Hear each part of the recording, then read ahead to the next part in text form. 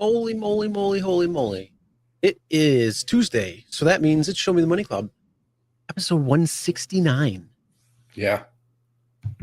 WTF, man. Yeah. What's going on, Sergio? How you doing? Good, man. How was your vacation? Everything good? It's nice. I need a vacation from it, though. Yeah. Well, with the kids, the wife, and I just need my own. I gotta go to I gotta go in like a camper van and just like drive to Area 51, sleep there, and look at the camel guys and point and laugh. You should come back to California. We'll rent an RV and go park it at the beach and have a vacation. I'm okay with that. Yeah. I mean, it's probably warmer here than it is there, but hey, that's fine.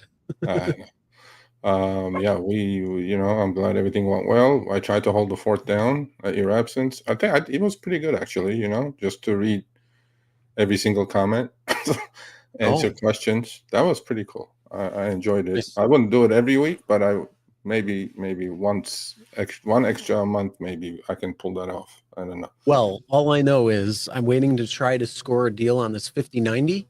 If I get this 50/90 deal and I'm not around because I have to go drive for it, then you might have to hold the fort for that one. Okay, well, we'll do our best. I need way better encoding times, and I need to run local AI, not cloud-based. We need to do. I want to do the show one time. Those kids or babies, they make it look like Trump or some whatever, right? And then they're like Joe Rogan or whatever. I want to do a show like that. You're not doing that live. It doesn't work live? No. Oh shit. You'd have to. I mean, like if Snap still had their Snap camera that was available, you probably could, but they took that off a couple of years ago now, unfortunately.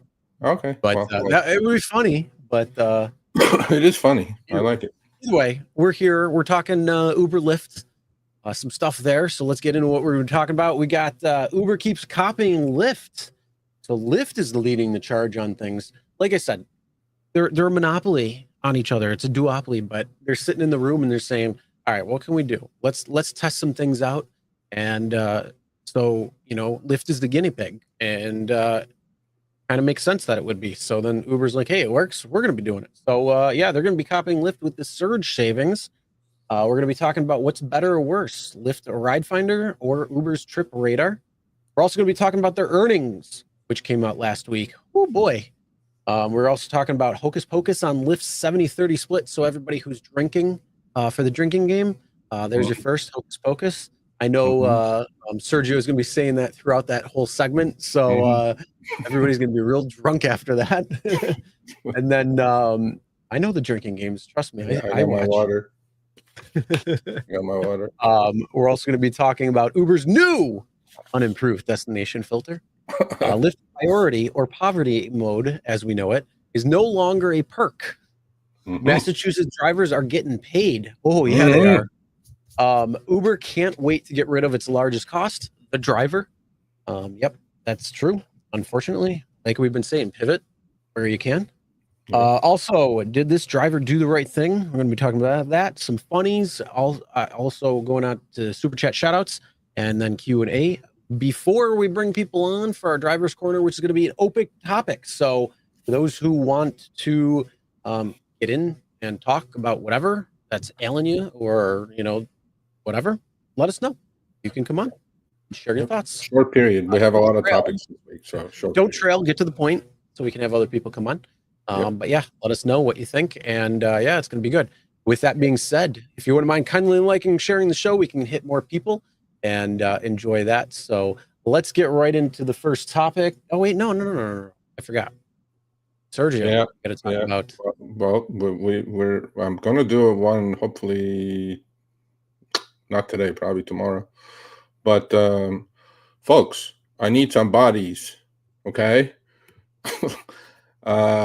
We run this hot and cold, Chris. Sometimes we'll have 5 in the can and sometimes we'll have nothing. And I'm running dry, folks. So I need your help for Behind the Wheel. Every Thursday we put one on 8 a.m. Pacific, 11 Eastern. Come on down. Email me, Sergio@therideshareguy.com.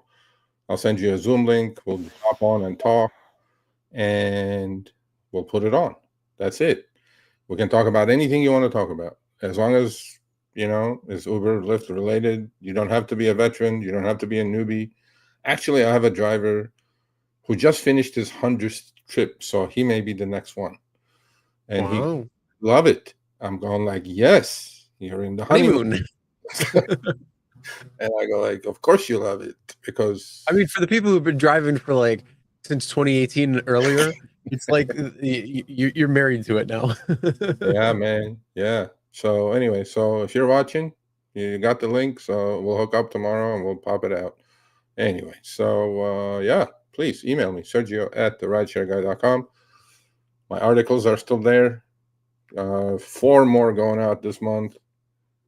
First one should be out hopefully this week, and we'll talk about those. Really good articles. And I have a good source that says you are not using ChatGPT to write these articles. I hope not. But isn't there a software that you put? Isn't there a software you put through like an article and it tells you if it's ChatGPT or not, or something like that? Yeah, to stop of course for college kids not to do it. Please, come on, there's so many ways around it. Yeah, I mean, but no, I mean, ChatGPT is wonderful. Actually, I put up a couple of videos on my finance channel, and then I use ChatGPT to summarize the transcript. So I'm like, hey, it's like sometimes it's good. Yeah. Anyway, so let's move. Let's go. Certain things are. All right, let's move on. Let's talk about our first topic. Talking about Uber keeps copying Lyft now. I mean, they've been copying them for a little while, but this is the surge savings. We talked about this Lyft when they came out with it with their subscription, and Uber One has their subscription that they've had for longer actually than Lyft, and so now they're adding a little more value to Uber One, or so they claim, with surge saving. So they claim is correct. So in other words, they're not getting Sergio as a driver. Yeah, that's surge savings they're really talking about. Yeah, they're saying that. What was Lyft's called? I forgot. Prime time pricing lock? No. You subscribe to it, and then it's like $2.99 a month. You won't get charged surge.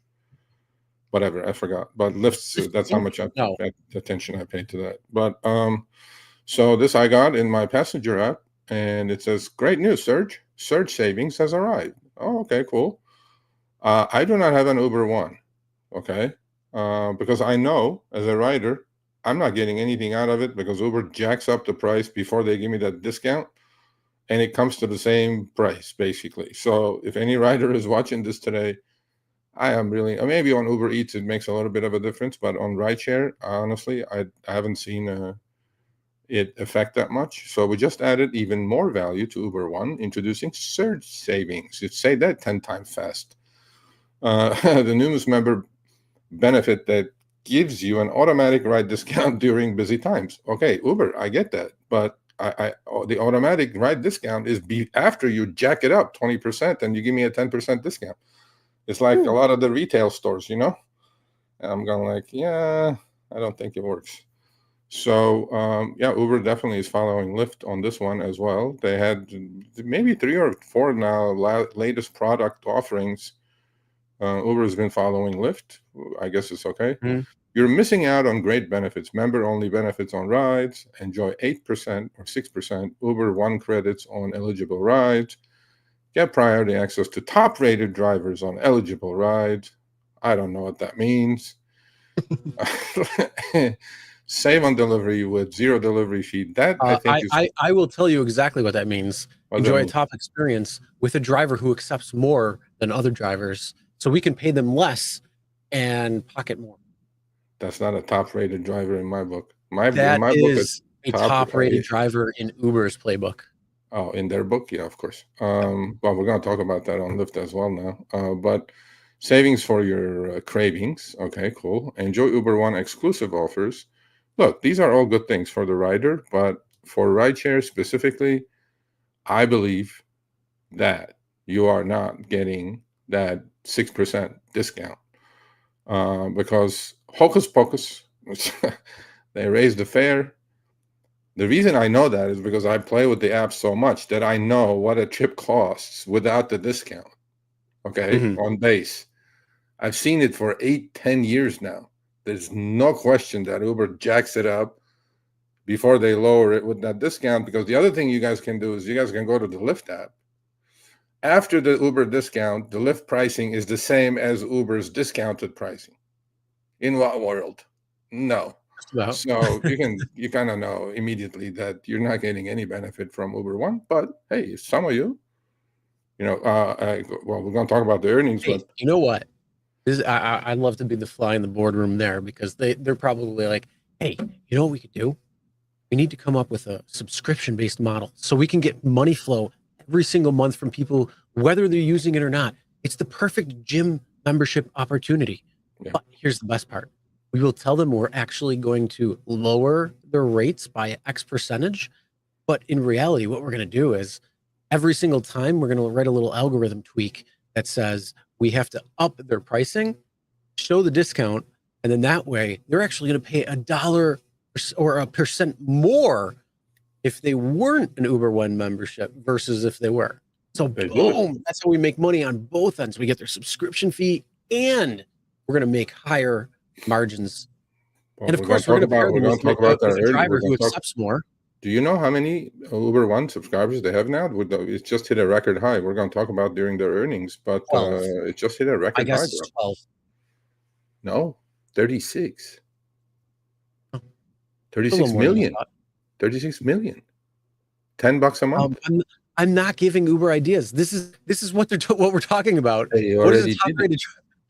They've been doing it forever. We're making fun of their Uber One subscription that's already there.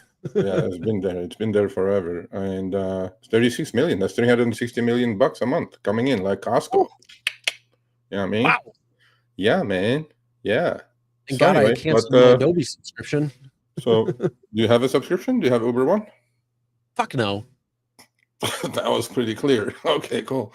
I've had it once. I use Uber maybe 4 times a year, and that's about it. You Uber rideshare? Well, I know you don't do deliveries at all. I don't know. I'll go pick it up. You go pick it up. Okay. I'm not spending the hyperinflated, because you know what I could do? I could just take the hyperinflated price, what I'd actually paid for it, take the difference, and invest it. Okay, well, I get that, but sometimes on Uber Eats they have crazy deals. Okay, they'll send me like 50% off or something, and then I'll do it. I get that too, but but here's the thing. So I price out. I know exactly what the cost is, what I pick up at the restaurant that I get, and it costs me more with the 50% discount than it would be if I just went and picked it up. You tell me how that works. Even with the discount? If it cost me $36 to go and pick it up at the restaurant by calling them myself, placing the order, and then going there and picking it up, $36. Even when I do it on Uber One with a 50% discount, it still comes to like $41. And that's not even before tip. So do you think I'm actually going to do that?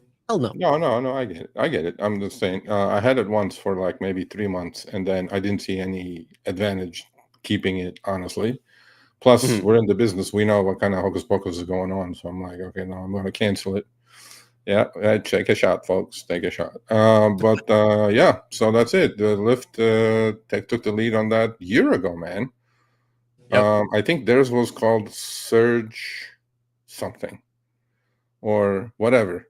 But it was a year ago, maybe, or more. So yeah, that thing that they were talking about was called Lyft's Price Lock. Price lock. There you go. For whatever it normally is. So if there was primetime pricing, you wouldn't have to pay it. Yeah, price lock. Did you know? We don't have a segment on autonomous vehicles, but Waymo is going to also to dynamic pricing now. Did you know that? Of course they are. Of course they are. I'm going like brilliant. Yeah, they're used to it anyway, so whatever. But there you go, folks. So if you're a rider, that discount you're seeing is hocus pocus. If you're a rider, get a car. That's all I can say. No. Or use a taxi. Anyway. All right. Well, let's move on. Let's talk about what's better or worse, Lyft Ride Finder, and of course, put this in the chat too. Lyft Ride Finder or Trip Radar? What do you think is better? Put in the comments why. Let us know, because I mean, I have my thoughts. I'm sure Sergio has his. I But I personally Matt like Corner, I personally Lyft, like Ride Finder better, but same here. Same here. Now, this is Matt's corner. yeah, I Matt. decided to put it in the corner this time. I'm going like, why is there so much white on that side? So I wanted, yes, I wanted to make it Matt's corner. That's funny. Ooh, somebody says Trip Actually, no, Radar. you want the real thing? What ended up happening was you said there was 2 screenshots for this one, and that's when I emailed you Oh saying yeah, you missed yeah. it. And I never updated, so it would go in the center. So I'm like, oh fuck, I forgot to do that. And it was already at the point where it was uploaded to StreamYard. So I'm like, Yeah, hey, we're gonna name this Matt's Corner so I can go over the take mistake. it to the corner.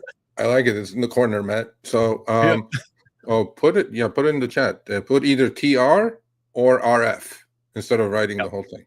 TR or RF, Tip Radar or so Matt got one of these and he goes, this is getting tiresome. And he goes, Ride Finder ride pops up. I click request match. This is one of my regulars. Rider always tips $5 for this short ride. Says no longer available. Comes back as a direct offer within 1 second at 23.6% lower hourly rate. You know what this means, Chris?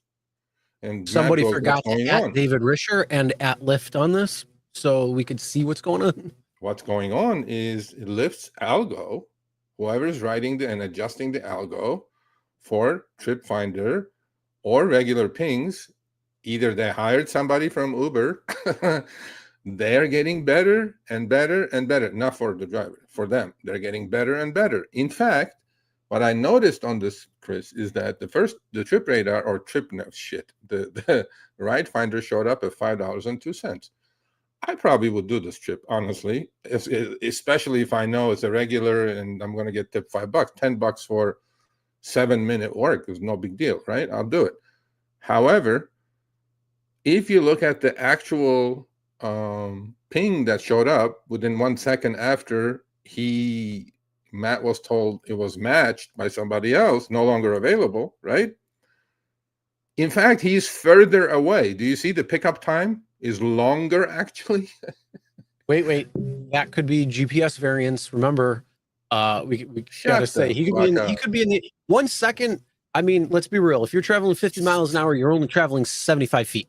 So if it comes in a second later, reality is it's probably just a GPS. Well, okay, fine. I'll give you the benefit of that on that, Mr. Lyft support. But I'll go edge case. Yeah, I'll go 502 to 438. What do you say about that, Lyft support? Yeah, that's insane. That's a lot, actually. That's almost like, what do you say, 25% almost? You know, it's 25% shaving. Of course, Matt goes like, hey, man. Matt is here. So did you still do it? Did you take it? Knowing, and did you get tipped, Matt? Put yes or no in the chat. You're here.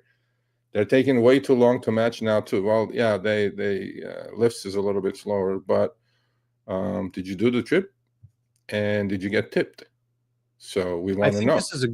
I think this is a good test for Professor to be looking into. This one?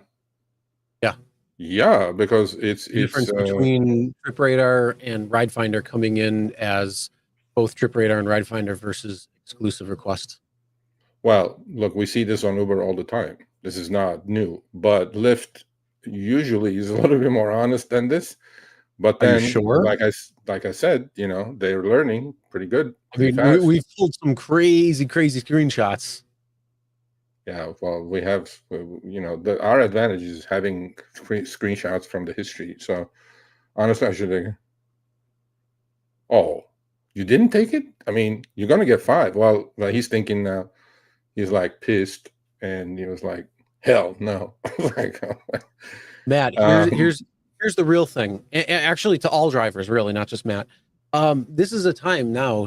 Start taking screenshots because we want to see those. Next segment. So are you finding Ride Finder, Trip Radar that are coming in, and then all of a sudden, a little bit later, or 1 second later, whatever it might be, if you were going to take it or not, what happens? Are you getting something that's offered to a lower rate? Now, I think this one was more shady than most, because literally he went to go tap it and it said ride not available, which then popped up right after that and said, hey, here's the request, but we're going to screw you on the price. So enjoy. Well, this is very blatant. I would have expected maybe like $4.98 or something. This is a lot for this tiny little chip, 25%. Mhm. And as we know, you guys know from the More Perfect Union video that we put out for algorithmic wage discrimination video, the popular one, we gave Lyft a pass on that. I mean, their numbers were like ridiculously wide. Uber's was like nickels, dimes, whatever. Lyft was like dollars. So we need to maybe do just Lyft only, exclusive versus trip Well, radar see, versus here's this the kind thing. of. You gotta remember. I mean, we're already at ChatGPT 5 now that just released. We have Yeah. Grok that just had its update. Llama just came out with another update. They're constantly coming out and updating all of the time. So why would we assume that the More Perfect Union video is even relevant from then to now? Because they're running on a completely different algorithm at this point because of all of the changes. So this is something where the test continually needs to be done, because as you see that, yeah, you could say Uber is within nickels and dimes of each other. And, their claim was that the GPS discrepancy could play into it. Whether you want to believe them or not, that was what they said. I mean, it's plausible. I'll give them that. So if we're going to do Mythbusters, plausible. I'm not going to say confirmed or busted, but in that case, we got to keep on these, because they could tighten up, they could get really shady, and we always got to stay on it. Well, yeah, I mean, in this case, it's pretty massive. 25% is a lot, but we'll see. I really, first things first, I want to do standard versus advantage in California because I have it now. But I am told, Chris, I'm told from a very, very reliable source that before Uber releases standard versus advantage in a city, they lower the fares by 5% before, about a month or two before they go in. And then it looks like they are giving you an extra 5% over something that they lowered, just like they do with the riders. They jack the price up and then lower it with a discount. On the other one, they are lowering the fares about a month or so before they go in. So our thoughts are confirmed. Interesting. Yeah, our thoughts are for sure confirmed. Like, for sure. Yeah. Oh, wow. All right. I'm sure everybody's like, what the hell? What the hell Shit did they better not miss? come here. And then all the people who How are did they like, know that? oh, How did they know all the that? people that are like, I want the rate or I have the rate card. I can't see where I'm picking up and dropping off. Well, do you really want anything but the rate card at this point? Yeah, you don't know. Or I mean, like something like Seattle, where you gotta actually get rates. Same thing with like Minnesota, where you're actually getting full rates, not this active hour crap in New York. Yeah. Well, we'll see. Or But, in so Uber took a screenshot of this, and they go like, "What did they just say? How did they know that? How did you mean that they transcribed it and then had it run through they, AI first to they're say all going what? like, how did they figure that one out?" Like, Beep, okay, beep, beep. Oh, our money truck is backing up. alarms are going off. All right. With that being said, though, let's move on. Let's talk about their earnings. Uber and Lyft's earnings. Oh, snap. Crackle and pop. Well, I'm not going to go bore you all with that. Look, if you guys want to know more about these things, I have a finance channel on YouTube separate of RSG. You guys, I talk quite a bit about earnings and companies and trading and investing, which I think all of you should do. Please go subscribe if you're interested in it. There's great information on that channel when it comes to your true financial freedom, not by driving for Uber and Lyft. So, the screenshot on the left, I tweeted this out. I'm just going to go simply with my tweet. The screenshot on the left, on the bottom left of my tweet, is Uber's free cash flow numbers going back to 2020. So 2019. if it's below the line, obviously it's negative cash flow. Okay, they're burning cash, losing money. If it's above the line, the middle line, that means it's positive cash flow. And you guys notice how free cash flow, we call FCF, how free cash flow is absolutely exploding now?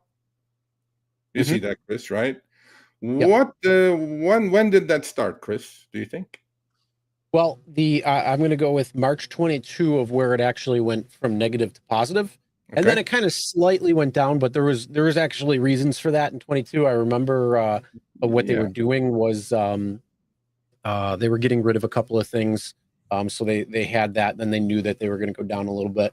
Mhm. But then we go into June 22 and Mhm. September, which shows down to 390. And then all of a Mhm. sudden it jumps up to 986. And then after that, so that's around September, December of 22, which is Mhm. just so happens to coincide when upfront fares came about. Hmm. Hmm. No, Hmm. Hmm. shockingly correct. Proven a Right. million times by Len Sherman, our good So friend from doesn't that Colombia. mean that Professor Len Sherman is vindicated by Uber's own testament right here versus their wild accusations? Yeah, calling a Columbia business professor a crackhead. I mean, come on, man. Hey, listen, there's no coincidence, okay, Uber? We know what's going on.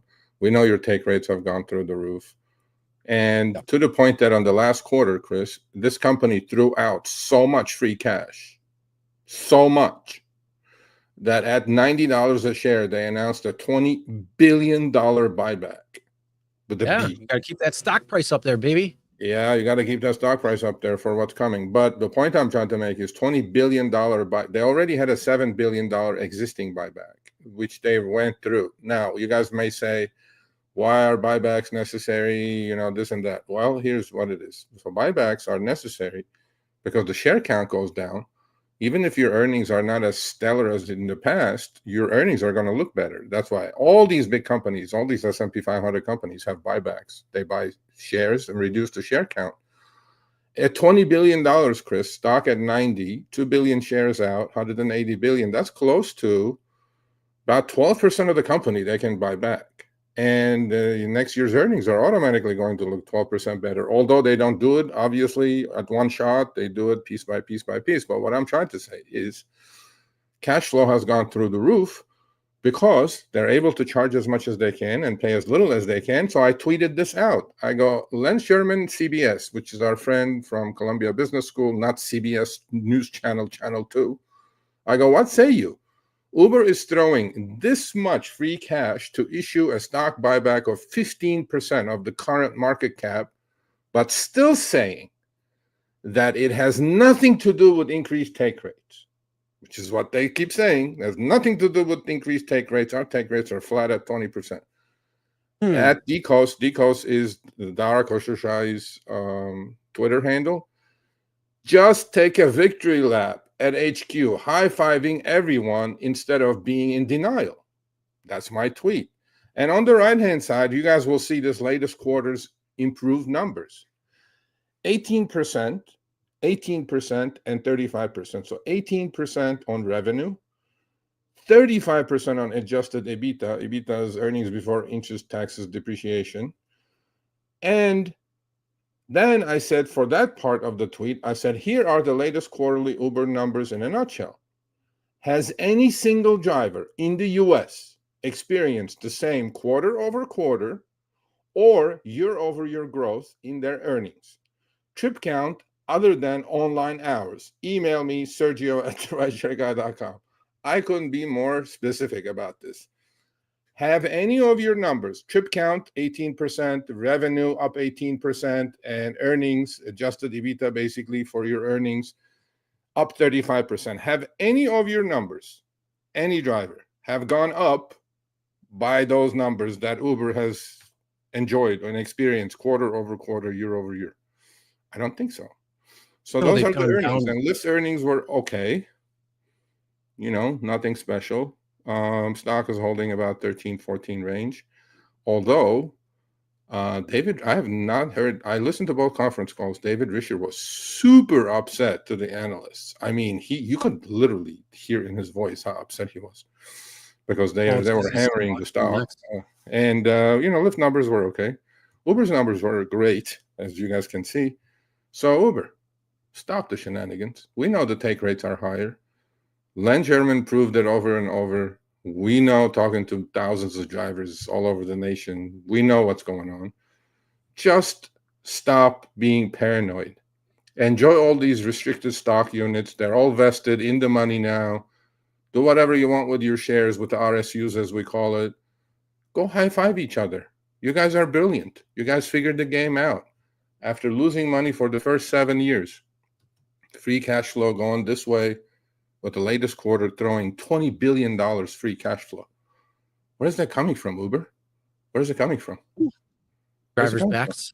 Where is it coming from? You tell me, Uber. And don't give me this crap of 20% take rate, this and that. Enjoy it. Enjoy it. Enjoy the company. Enjoy your fruitful labor. That's what I was talking about. They got that algorithm that's looking at every single person and says, okay, well, what range can we put it in? And then they're going to be like, well, we're gonna give the people with level 1 the majority of rides because they accept everything, whether it's profitable for them or not. We don't care because it's profitable more for us because we pay them 18% less than the next level of driver. I'm sure they have that down to a T, exactly what it is. Every single one of us has our own little score number, and then it's based on the amount of rides that you're going to get compared to the rider as well too. So they have it on both sides of the marketplace. So they're squeezing literally as much as they can out of both sides. Yeah.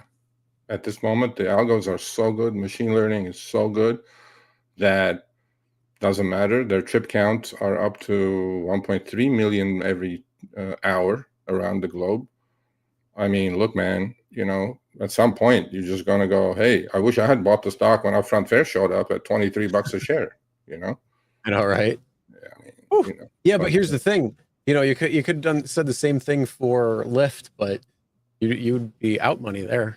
No, Lyft one. If you bought Lyft like when David Risher showed up at $9, $10, whatever it was, you'd still be up like 30%, 35%, or something like that over a couple of years, which is not bad, but nothing like Uber's. Uber's tripled, quadrupled almost. Yeah. So. Yeah.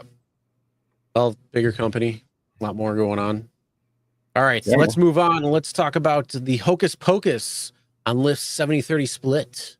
Okay, I want you to guys focus on this really, really carefully, okay? And I need your help with this one, okay, folks? So pay attention to these 2 screenshots.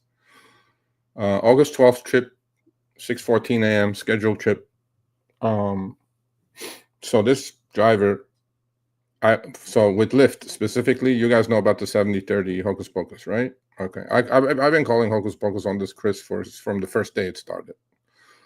Because even if you're below 70-30 after external expenses, which is a number that could be played with any way they choose to do, because we don't know what's in it. Well, they say it's commercial insurance and city taxes and this and that.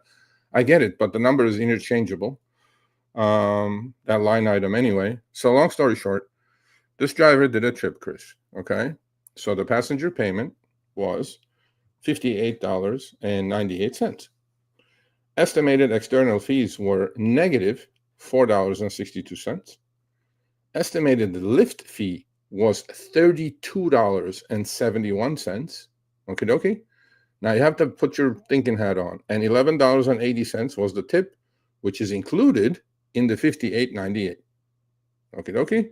And the driver made $33.45, which is good trip, right? I mean, I'm not sure. It's a 40-minute trip if you include P2, P3. 40 minutes, $33. Pretty good deal. I would say it's a good deal. And 20 without the tip, not a good deal, but with the tip, good deal. So then he was like futzing around in the app. After that, he went back into his app and pulled up the same trip. Chris, do you see the numbers? Do you see the external fee numbers and estimated Lyft fee? Oh yeah. So what happened? That's a little bit of a change there. Well, that goes back to the payment's still there. Your earnings is still there properly, but I love how everything is the same except those numbers who just got finagled with. Huh.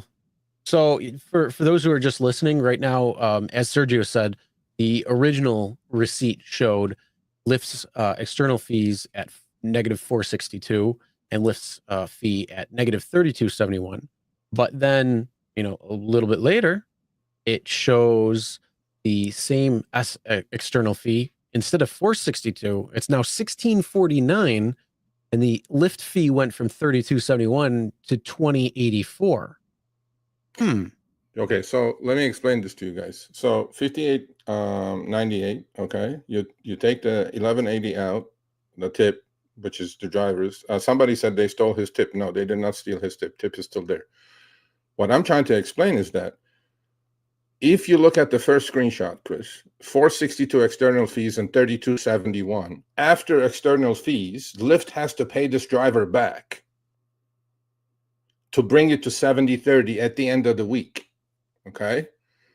Well, then what they did is they did a little bit of a hocus pocus.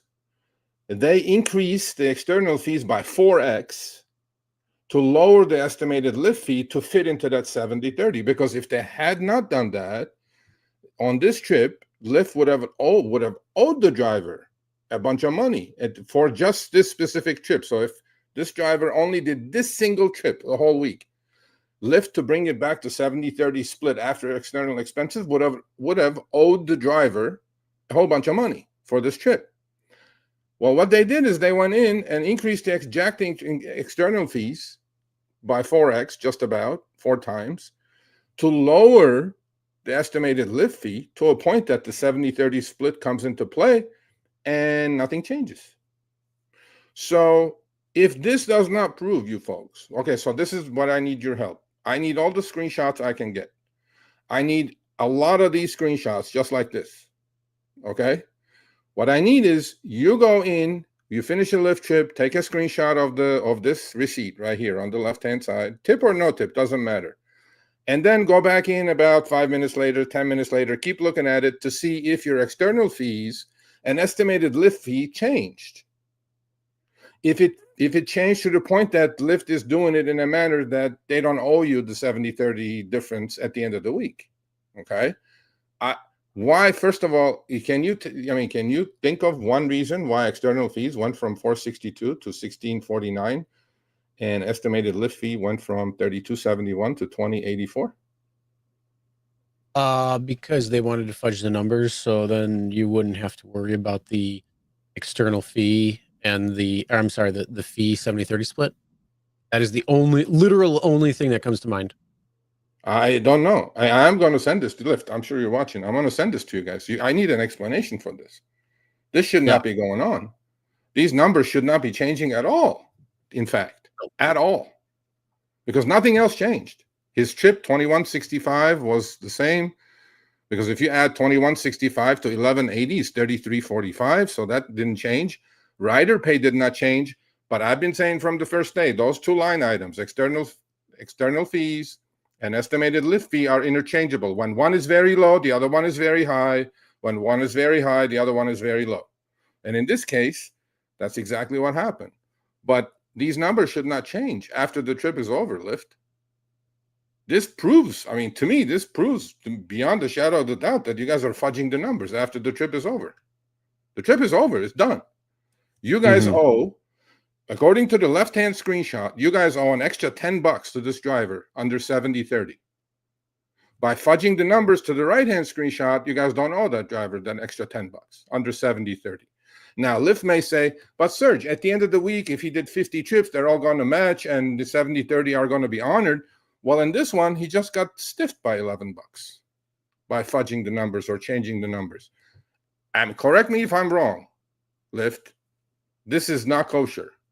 This should not happen. So, folks, however hundreds of you are here, send me these types of screenshots.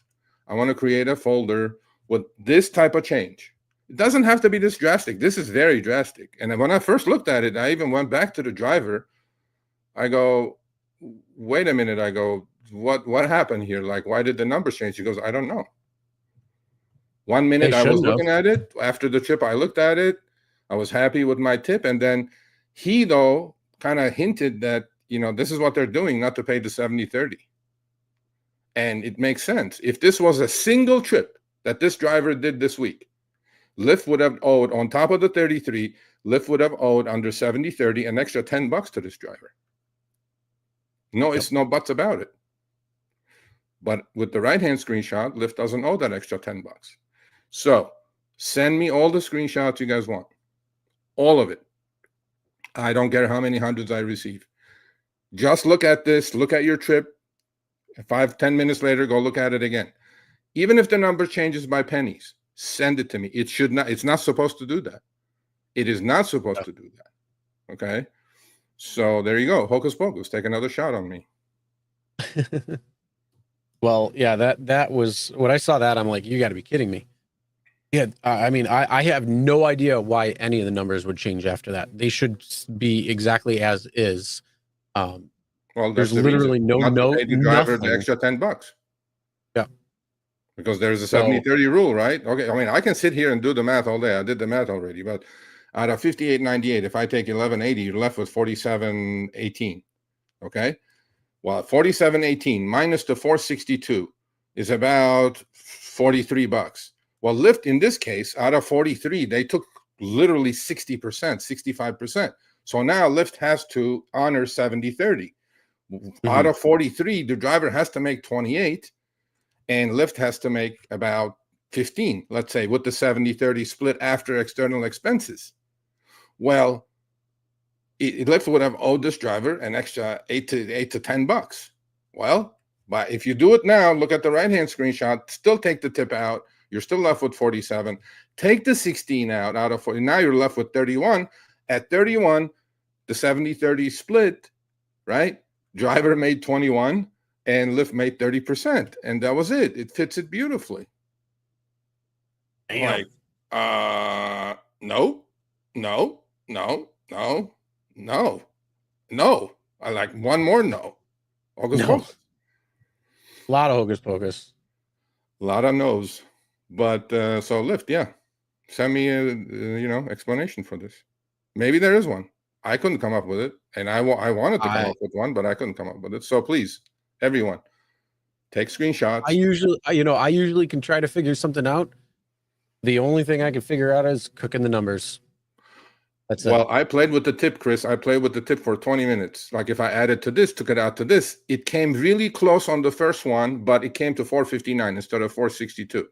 What I did is I go, okay, add the 1180 to 462. Does it add to 1648, right? Did they steal his tip like somebody said in the thing? It didn't add up. So I'm going like, okay, that's not it. The tip didn't disappear. I asked him, did you still make 3346 with the tip? He goes, yeah. But he goes, according to 70-30, with the first set of numbers, they would have owed me another $10. And I'm going like, yep, they sure would have. And now they don't. I mean, driver still made the 3345. Nothing changed in his world. The only thing I don't get is where did the tip go on the second screenshot versus the first? Because it still should be in there. Not sure. Because the rider pay is still the same. Well, the rider pay is still the same, but the tip and where it says the tip and your earnings. I'm not going to say they stole the tip. I'm not going to, because if you add the tip to the 462 to external expenses, it doesn't add up. If you look at if you deduct it from 3271 1180, it doesn't come up to estimated Lyft fee either. I couldn't make any sense of any of this. However, I know the number. Okay, when a trip is done, there's an external fee, there's a Lyft fee. After external fees, there's a 70-30 split. We get it. It's pretty clear. Why did the numbers change is the question. I have no idea. So, yeah, if you guys, where do you send the screenshot? Sergio at therideshareguy.com. Send me all of these. Pennies, dollars, whatever difference is. My point, it shouldn't change. It should not change. External fees should not change after the trip. And once external fees changes, of course, estimated Lyft fee is going to change as well, automatically. They're brother-sister lineups over there. You know what I'm saying? Because if you look at the estimated external fees going from 462 to 1649, that's the exact difference that the estimated Lyft fee went down by. Though that math matches, by the way, which will fall into the 70-30 split. So it's pretty simple math. It's not rocket science. Basically, it just took the Lyft fee, put it in the external fee, and you're real close to that 70-30 split now. Absolutely. That's the only thing I could possibly think of. That is where the it only would thing. make that That is change. the only thing. There's nothing else. But yeah, and then I mean, obviously, I don't know what's going on with this tip here. I don't It either. should still be there. Should be, because the rider fare did not change, which includes the tip. So all I want to know is, if you guys are seeing this, please send me this. Maybe somebody said it's a glitch facetiously. I'm sure. I mean, yes, edge case, It's an edge and all case. that stuff. Look, I want to solve this as much as anybody else, because that driver has a point. By increasing the external fee and lowering the Lyft fee, that $10 that he's owed on top of the tip, on top of the fare, is not going to be there for him, which is not kosher, not cool. Yeah. All right. With that being said, let's move on and let's talk about Uber's new destination filter. Unimproved destination filter. I got this from Kansas City. Unimproved, yes. I don't have this yet. Not that it, honestly, Chris, I've done videos on destination filters. It has lost its meaning after upfront fares. Since I know where I'm going, I don't think destination. Now, I use my destination filters. I explained this to the folks maybe a million times, to the channel viewers. There are different destination filters. I don't use my destination filters to go home at the end of the day to hit the bullseye. It doesn't work like that anyway. But there is a different video. You guys can go check that out. So there is a new unimproved DF on Uber now. Like I said, this came from Kansas City. 2 route options to reach your destination now. Route options help make the destination filter, now named destination mode, work better for your schedule. Choose a faster or flexible route option towards your destination while earning along the way. Choose your route option faster or flexible. Continue. A faster route helps you get there quicker, but gives you fewer chances for trips. A flexible route will give you more choices, meaning the algo will open it. It could send you, if you want to go north, it could first send you south, then east, then west, then north, and then it'll piece it together and to get you where you need to go. Most drivers say destination filters are hocus pocus. They don't work anyway. I disagree. I use my destination filters to, if I'm in a surge area, I set it short. I try to keep myself in the area with the use of the destination filter. Continue to use destination mode twice a day, which is fine. Destination mode can be used twice a day. Starting a destination mode faster or flexible route will not count towards your daily total if you do not get any exclusive trip requests. Now, here it comes. Reliable rides keep riders coming back, blah, blah, blah. As a result, too many declines and cancellation will end your destination mode. Before, I could have declined all I wanted on Uber. Nothing would have happened. On Lyft, you can't decline. I think 3, and they kill your destination filter. So on this one, they're going the Lyft way as well. Count 1 of your 2. So on faster routes, stay below, I think 3 cancellations. It got cut off there.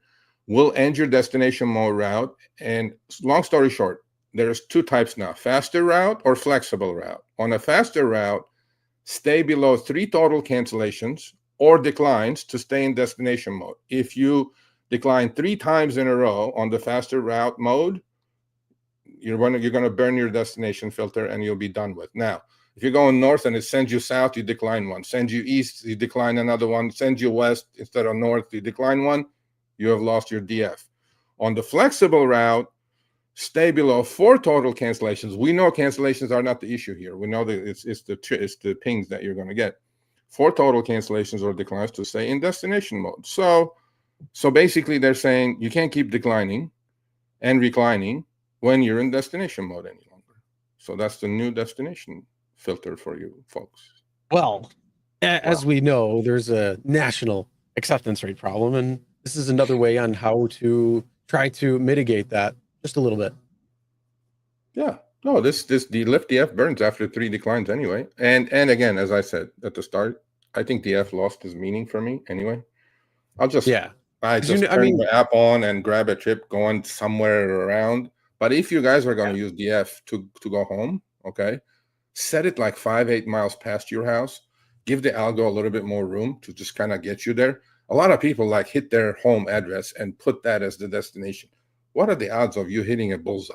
0, unless it's your neighbor going home or something.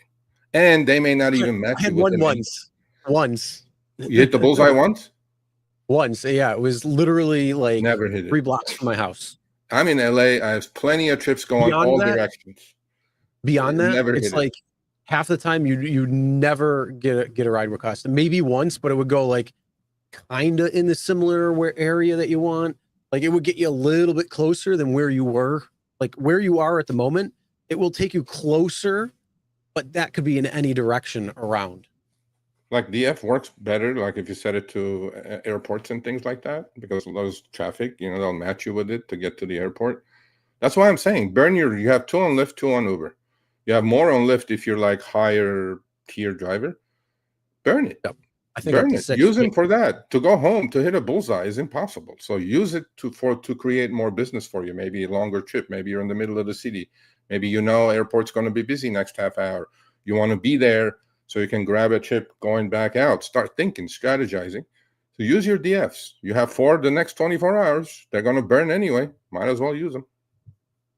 To answer this, the faster route always be the best route for the driver and the rider? Not necessarily, but when you're talking about the now DM destination mode, the faster route or flexible route means the destination. So basically, it's, do you want to get to your destination quicker, or would you be more flexible? Like we could give you rides that are going towards that, but we could zig and zag any way we want. So exactly. Basically, it's allowing you more flexibility before actually getting to your destination. So that's the difference there. It's not necessarily meaning anything on the road itself when you actually have a passenger in the car. Basically, if you give him the flexible mode, you're opening the algo to send you all over the place, because there is usually a timeline attached to it. Like you can toggle that time up. Like let's say you have an appointment, right? You go, I want to be at that address in the next 2.5 hours. Well, the algo was looking at it. He goes, well, I have 2.5 hours. I can feed this guy, sending him north a little bit, south a little bit, east a little bit. I'm going to feed him trips, try to piecemeal it to get there. A lot of you think like destination filters don't work, they're bad, this and that. It doesn't. It works. And you have to just use the right destination filter for the right purpose, though, as opposed to go home, which to me is like, it doesn't make any sense whatsoever. I'd rather dead mile and make all the money in the city in a hot zone and then dead mile 15 miles home than sit there and pray to God that my neighbor is going home. It's just not going to happen. Yeah. Well, I mean, as you said earlier, if you are looking at where the destination is actually ending, then you don't need destination mode or filters at this point, really, anyway, because you can just decline. Because this one, you have 3 or 4 cancellations or declines, and you just burned one. So at that point, it's like, I don't even need that because it's pointless, and I can see exactly where that trip is going. So, that's not going to the area that I want to be at the time I want to be. So decline. No penalty. Exactly. I mean, you'll pick one. You'll pick one somewhere near, 5 miles, 10 miles, whatever. Of your then house. Here's the best part: when you're in destination mode, you tend to get lower paying trips. Yeah, the algo does lower your fare when you're on DF. It's kind of, you may not get surge. Yeah. But anyway, remember when Lyft was pulling that shit? That was in Kansas City. I checked it after I got that email. I haven't gotten it yet in LA, but I'm pretty sure it's going to come. Again, if you have upfront fares, you know where you're going. What do you need DF for? Use your DF for different things, not for that. I mean, if you're in Jersey, then destination mode is going to have a lot more impact on you, especially going, trying to avoid New York. Yeah, true. That's true. Yeah. But with that being said, let's move on. Let's talk about priority mode is ending as a perk. I didn't know it was a perk. It's a perk. It was a perk. Yeah, they had to offer it to you. They had to offer. I didn't know it was a perk because last I checked, getting paid less is that's not a perk. Really Sorry, that's not a perk. I call it poverty mode, not priority mode. It's like now there was a good back and forth on Twitter between 2 drivers about this. And Matt, if Matt is here, he will attest to it. We talked about this actually a couple of weeks ago on Matt's Corner. Matt hates the priority mode. He goes like, why would I exchange lower pay for getting more trips? And the lower, by the way, is about 15%. So I'm going like, I wouldn't do it. I wouldn't even think of doing it. I mean, I don't know. So it says priority mode eligibility starting 9/1, September 1. So we got a couple, 3 weeks to go. Priority mode is a leaving Lyft reward. See, it's a reward. Your reward is we're going to pay you less. Good Yeah, job. your reward. We're going to feed you more garbage and we're going to pay you less.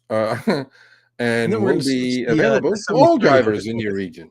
Well, how wonderful. That's awesome. Okay, so this said the perk was we get points no matter. Well, now the point system has changed. You get points for each trip anyway, 24 hours a day. So that means nothing. Yep. But I don't see the purpose of paying you less because we're going to feed you more trips. Whoa, I mean, I don't think that's a good exchange. Time out. You don't see the purpose of paying a driver less? No, I see that. I'm just saying I don't see the purpose of a driver accepting lower pay to get more pings. The driver, not Lyft. No, I know. Of course, Lyft is of course benefiting from that.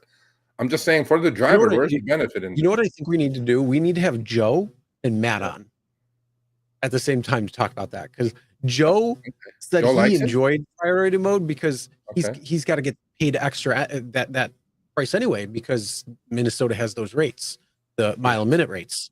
So he's going to get paid no matter what. So he likes it because he's like, oh, okay, yeah, sure, I can get X more pings maybe during that time. Because of the top off? Yeah. Yeah, because of that. And then Massachusetts, you got your 3322 or whatever it is now. For your active hour pay. Doesn't have anything to do with miles and minutes, but it's two different stances on each driver. So I'd love to see.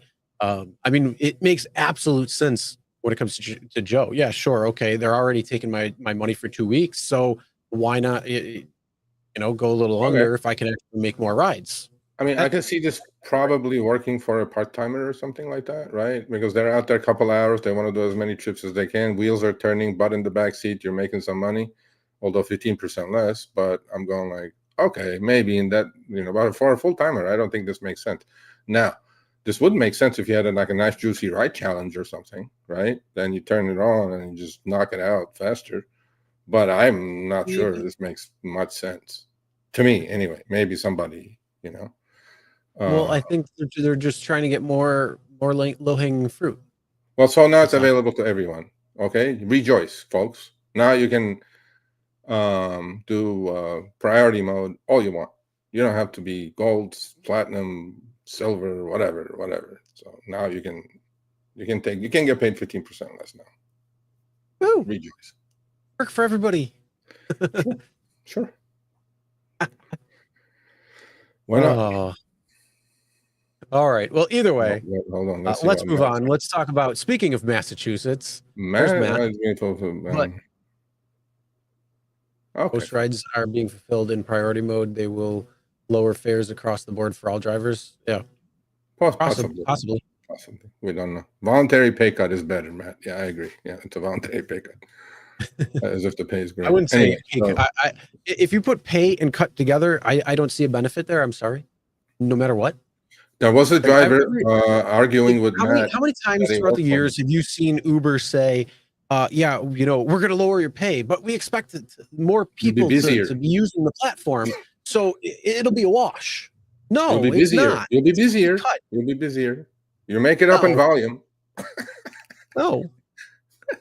You make it up in volume. It's okay. You make it up in volume, like Costco, bro. You just make it up in volume. You just make a little bit less, but you make it up in volume. Yeah, because we need to make our stock price go higher. Yeah, exactly. All right. With that being said, let's move on and let's talk about Massachusetts drivers. They're getting paid. Paid is the key word. Paid.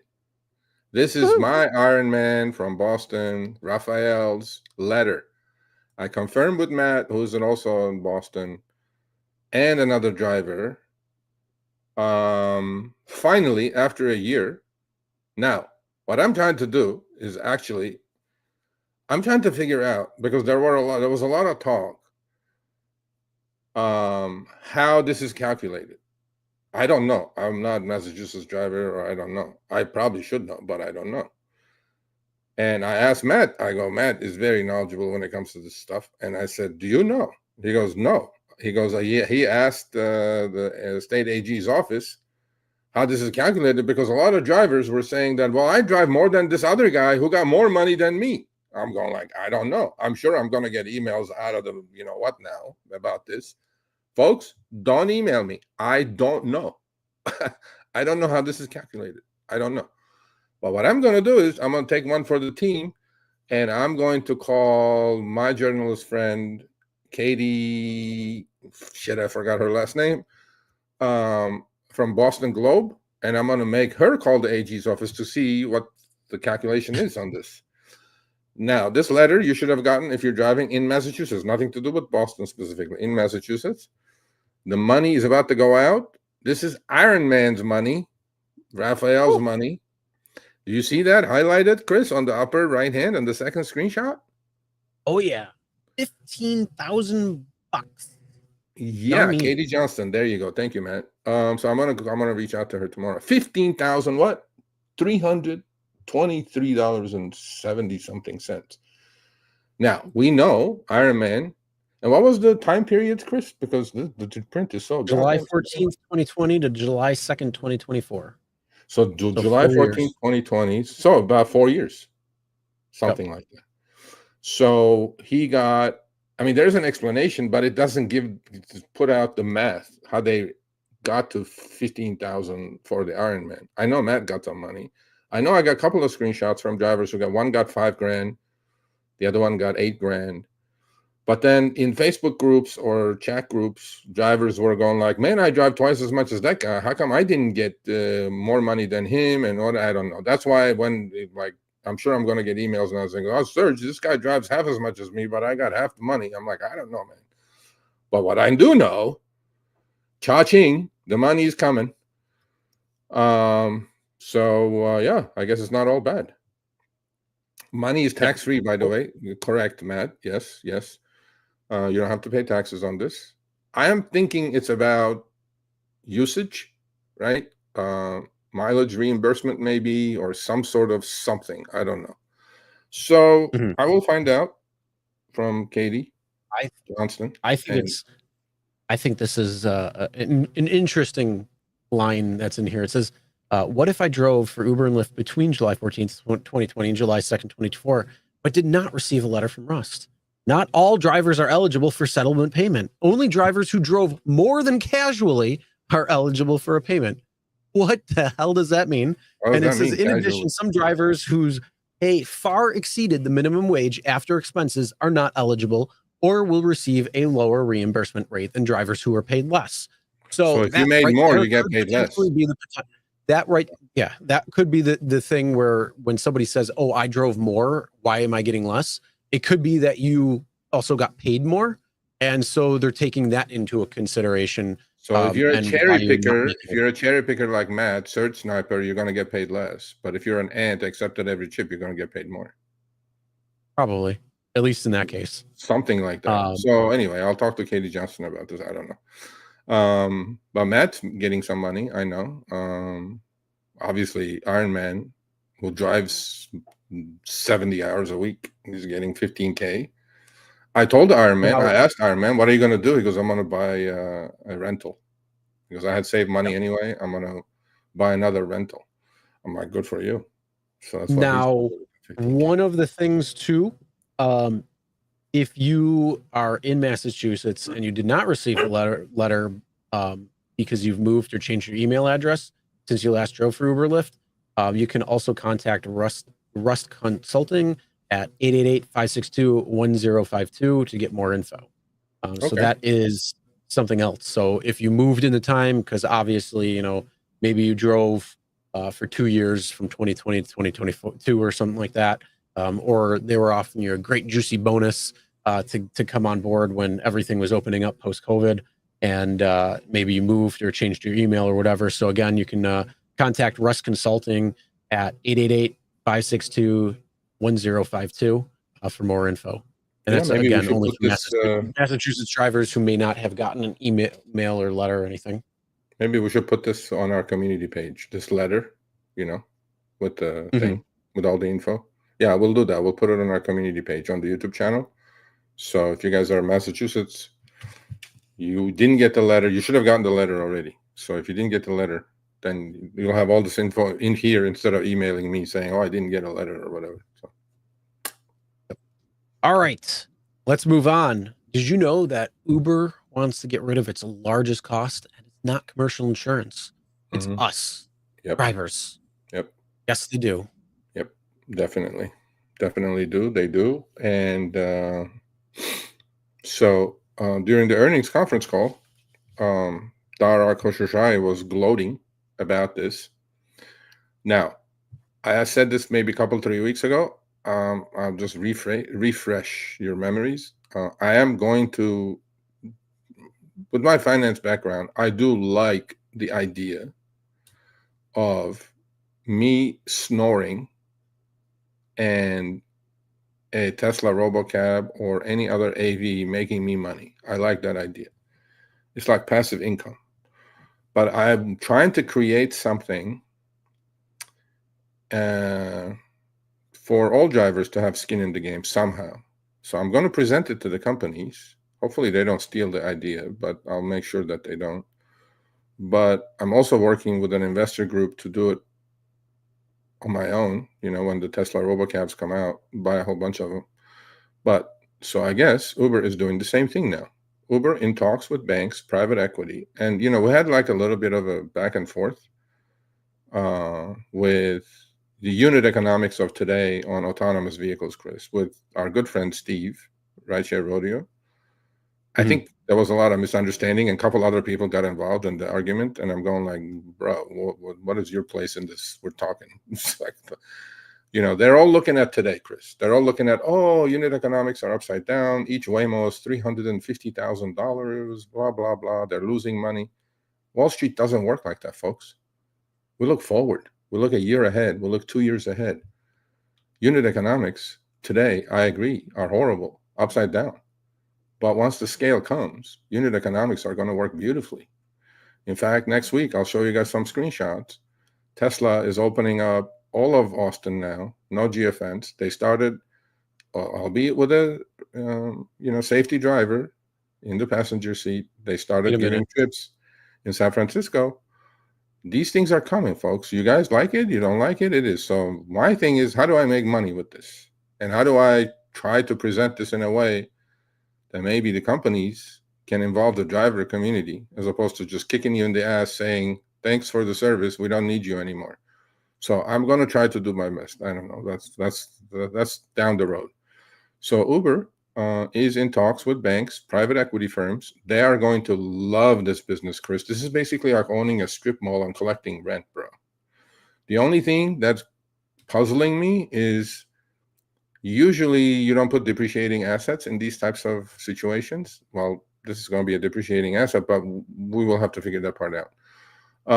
Uber is in talks with private equity firms, banks to secure funds, and we're talking billions, okay?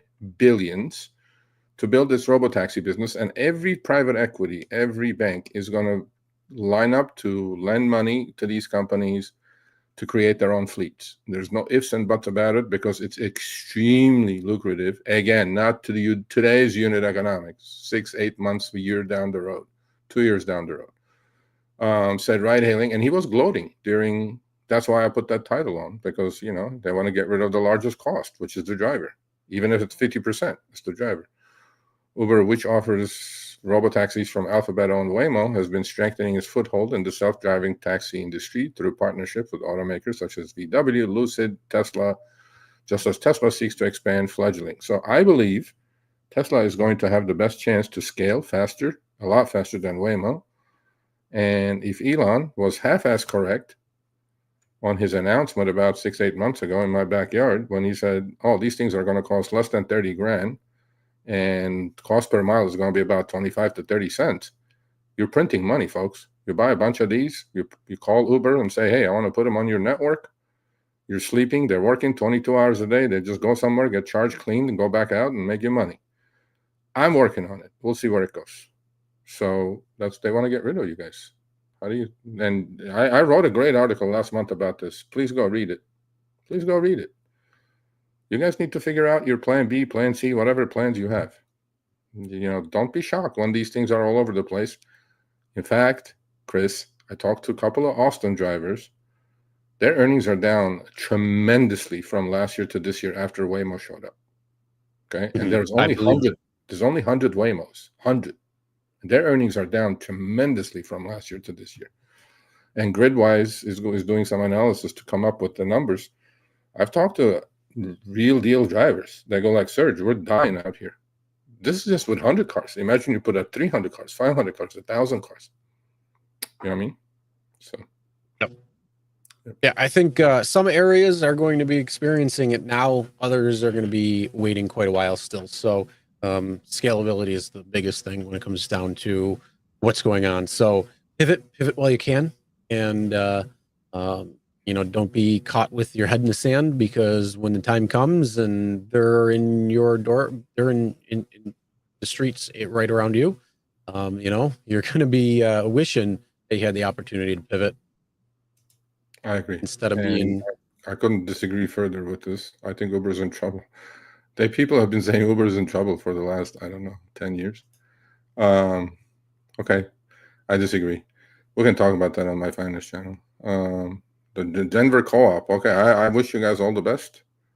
I hope it works out. It's tough to compete with these, duopoly, but we'll see. But anyway, so have a plan B. Don't be caught with your pants down. These things are coming. Now, how do they, maybe you can take advantage of it. Maybe you can, you can be part of a group that buys few of these. You can still be working, but something will be working and making you money. And this is what I hear quite a lot. It couldn't be further from the truth. That comment right there. They don't want to ride in a robocar. Okay. I don't. Oh, I know, but you're in the minority. You're in the minority. Anyway, we'll see. We'll see how it goes. But I don't know. I think in the grand scheme, you got to look at where they are. They're in San Francisco. They're in LA, Austin. These are areas that are, or Gen Z based, and I think that is the people that are more apt. But if you go into an older city, if you go into a retirement community in Florida that houses tons of people there, like Boca or something, I don't think you're going to see the same adaption rate as you do in these other cities. I think they're strategically placing them smartly because of the demographic that's there. And again, Gen Z is mostly staying within cities. So it makes sense for them because they're going from, their apartment to work and back, doing whatever. So if you take the mass adoption of everybody, I don't think you're going to see, millennials, Gen Z, and boomers, even silent, you're never going to get in there. Boomers, probably not. And, you'll get a few who are in the millennial, you'll get a few who are in the Gen Z, but I think at that point, that comment is probably pretty accurate. Yeah, no, I agree. But what it is that look at how many people don't want to go to self-checkout. No, I get that. But in rideshare, there is two things that's important to the rider, right? How long to pick you up and how much. And once these things scale, Chris, the price difference, and I already have screenshots from San Francisco, identical trips, priced on Lyft, Uber, and Tesla, priced on Lyft, Waymo, Uber, and Tesla. The difference is immense. And if you're going to save 50% over an Uber, because Uber is paying the driver 50%, why wouldn't you get in one? The one that will be able, as Sergio said, would be Tesla, because the scalability on that, you could upload all of the Teslas right now are uploading all of the footage of the roads. So they have a massive database of every road that's already mapped out. If you took a Waymo and put it outside its area into a suburb, it wouldn't be able to move 10 feet because it wouldn't know what to do. So the thing with Waymo is that many people are seeing. We've seen it in Buffalo. I know they were doing it in Massachusetts. They're going in and they're mapping all of the streets, similar to Google Earth. So they're trying to build it up, but the thing is, they still have to send people out. They still have to get all that data. They have to compile it and everything. Tesla already has all of that data every single time that there's a drive going on. So they get that data no matter what. So scalability when it comes to successful navigation, they can absolutely do it. Yeah, no, absolutely. And you know, so Luis, I would like to not debate this with you, but I would discuss it with you. You're putting up the 1%ers one after the other. Like, what if somebody throws up? What if this? What if that? What if this? What if that? Okay, we can discuss all this, but then it's ultimately about money, making money, right? It doesn't seem like you're accepting it or you're ready for what's coming. I wish you the best. I think you should be ready for what's coming, and what's coming is not pretty. And this is nothing to do, by the way, this is nothing to do with, you know, me supporting Waymo or AVs or whatever. I'm just trying to make money. And the key for this is just be ready, man. You know, when Tesla drops, if you can't beat them, join them.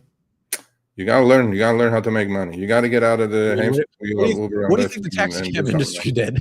If you can't beat Uber, join them. Yep. Well, they're hanging on as long as they can too. So, anyway, but I mean, automation is going to upheave a lot of things. So, yes, that is going to come down to it. And then, you know, they're working on, you know, 6G and 7G and all that crap.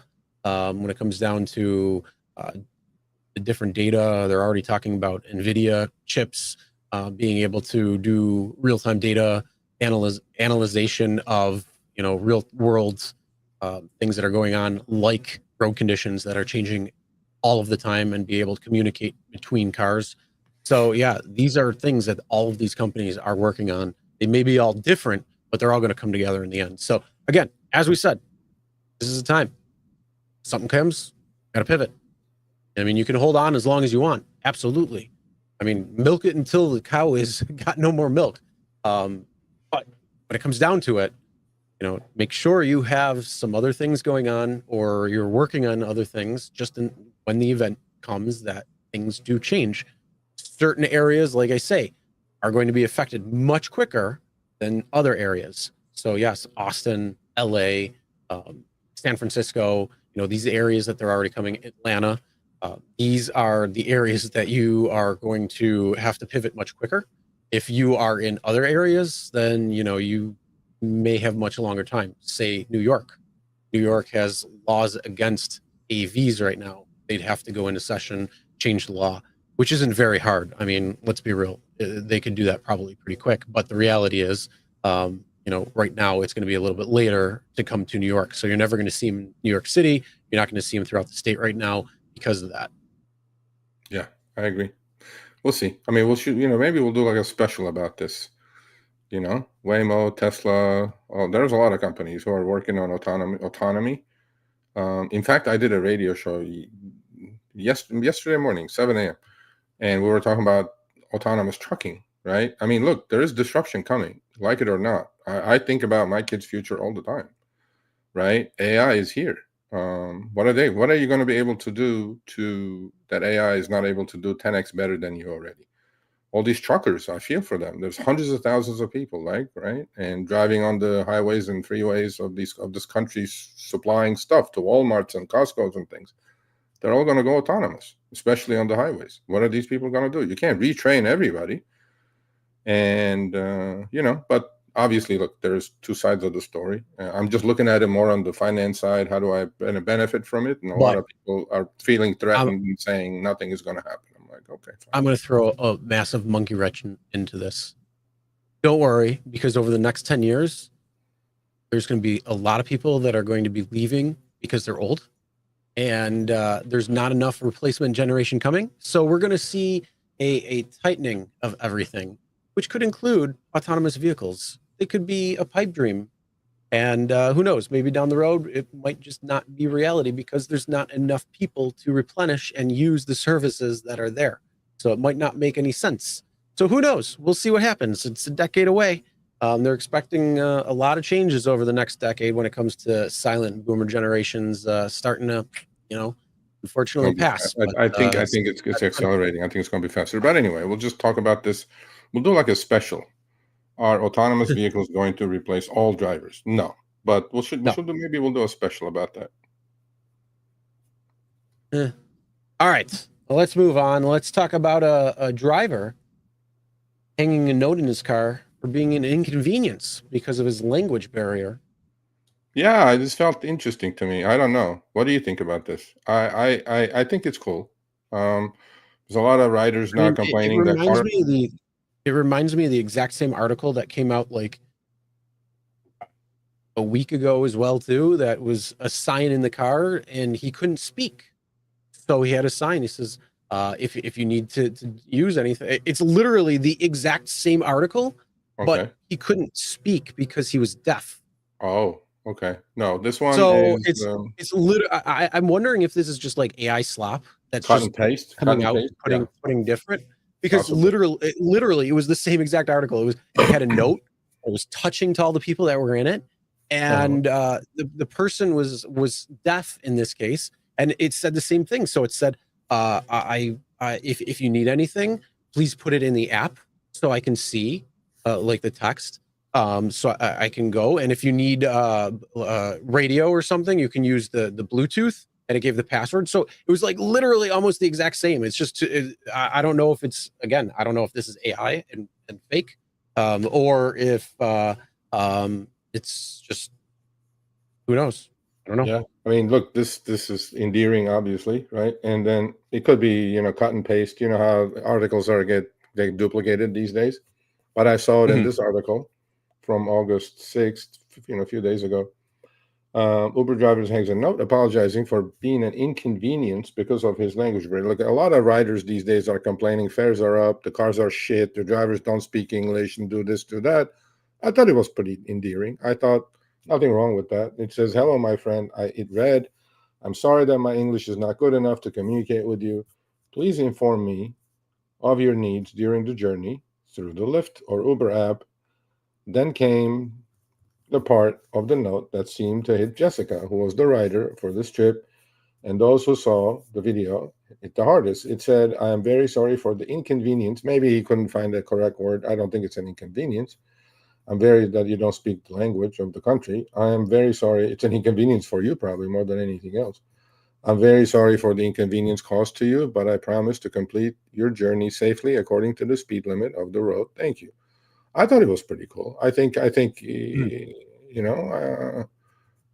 this day and age, we talked about it, a lot of illegal accounts, illegals and driving and this and that.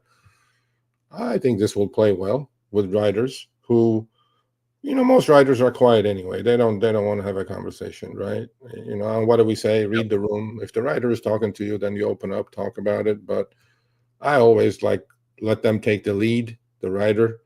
If they're talkative, great. If they want to sit back there and flip Facebook all day long, I'm like, hey, no problem. Quiet ride. I like quiet trips.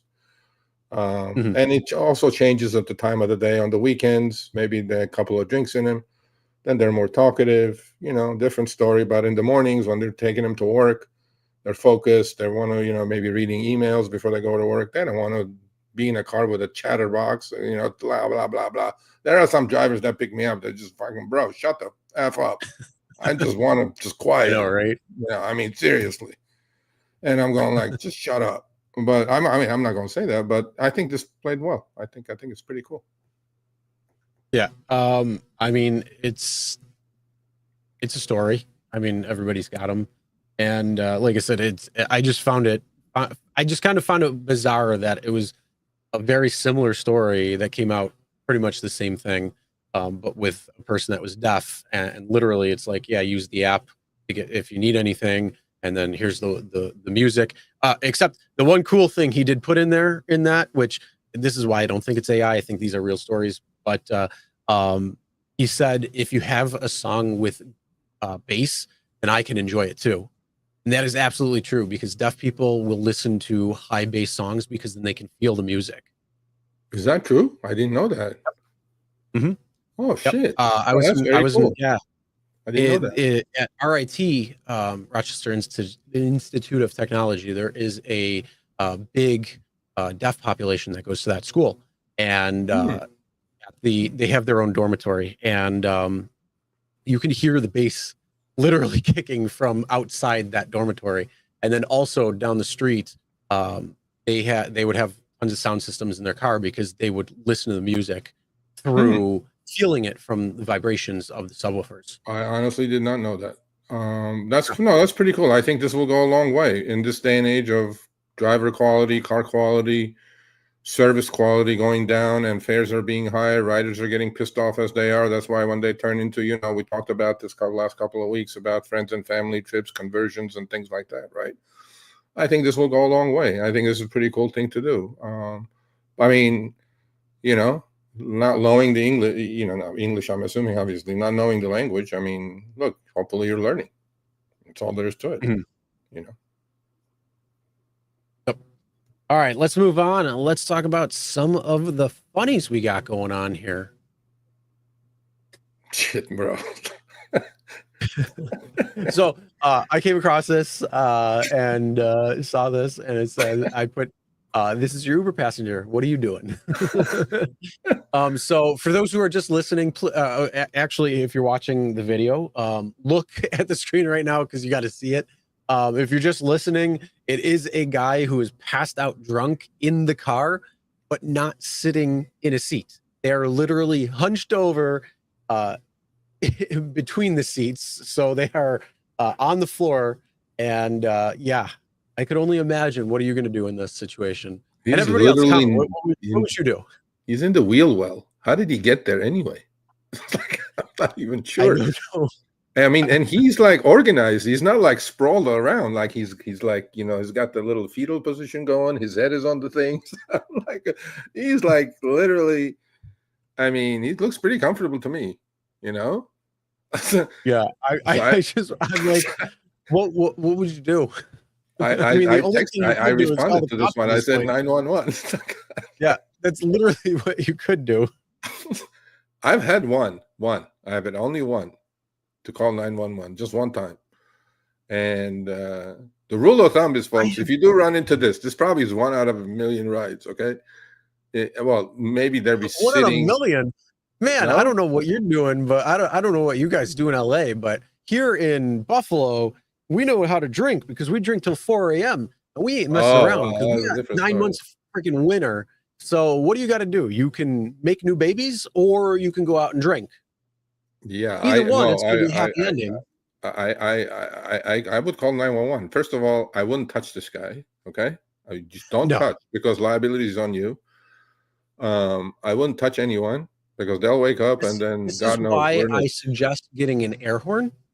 You can blast that thing right now, and he'll be like, "Oh!"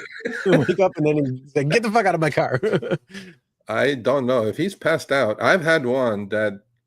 So my rule of thumb is, if I pick up somebody like completely drunk, all right, first of all, the windows immediately go down or air gets blasted. We need to keep it cool. No. We need to keep it cool. You're forgetting the real first thing you do. You hand him a barf bag. Oh no, that's already in front of the seat. There, that what do you call that? Oh no. For people who are this drunk, there's one sitting in each side. You're right. I hand them one and I say, "Here you go. If you need it, use it. Don't go in my car." Yeah. And usually, cool, man. Oh, our friend Zach in Seattle, right? For a week after he started driving rideshare, which we have a behind the wheel out there, go watch it. He's rolling in cash. He had his first puker, and he goes, Serge, thank God I listened to you, because literally we were on the phone. I told him, walk into a Walgreens, buy a 12-pack of these, barf bags with the mouthpiece on it, right? And he handed it, and no accidents happened in this new Tesla. And I was like, there you go. See, you listen once in a while. Yeah, he saved his car. But this guy, 911 for sure. I've had one guy that was a massive human being. Like, I'm talking massive, and I'm a pretty big guy, and he's twice my size probably. He got in literally within a minute. It's a 20-minute ride going from Santa Monica to Culver City to Marina del Rey. He passed out within a minute. I'm talking dead ass pass out. And I got to the destination. Bro, windows are down. We're on the freeway, blowing cold air. Nothing's waking this guy up. And I went to his house. I'm going like, I look at the size, like, there's no fucking way. He falls on me, I'll die. So I'm like, I'm touching you anyway. Plus, and I said, by the way, on this, in the old days, we had the miles and minutes. Remember? Miles and minutes? Mm. That's what I said. Call 911 and let the meter running. Never end the trip, by the way, folks. Don't end the trip. Okay? Let the meter running. Or even with upfront fares, you will let the meter running. Well, you definitely leave it running because the ride is still happening at that point. If you end the ride's over. So if anything happens, like if they damage the vehicle, Uber's probably going to turn around and say, well, the ride was over. We can't do anything. Our hands are tied. You know how they like to operate. So leave it running because at that point the ride is still happening. And then that way it's going to be harder for them and their insurance to not pay out. Exactly. Just for the liability part. Yeah, just for the liability part, not for the part that you're going to get paid 10 cents extra for a minute or some shit. So I went to the door, opened the door. I go, sir, this, that. And it was surging in Marina. I'm like, get the F out of here. I need to do the trips. It's like surging, blood red. And I'm like, I go, well, 5 more minutes goes by, in his ear, sir, nothing. I'm like, okay, fuck it. 911. But within 3 minutes, I have not had I came close to it once. There was somebody who was passed out in the back, but luckily I got him awake before had to call or anything. But yeah, that was probably the furthest away. But everybody else, when they're drunk, some will pass out, but usually it's with other people, so they'll wake them up and get them in, so it's fine. No, fire truck showed up and they go, "What's your problem?" I go, "I'm an Uber driver." I go, "This guy needs to get out of my car." And he goes, they look at him, and it's like 3 big fire guys just grab him, put him on the gurney, and I'm like, Jesus Christ. I go, yeah, do that. Don't touch these people. Don't pull them. Don't yank him out of the car. Don't do any of the boneheaded shit.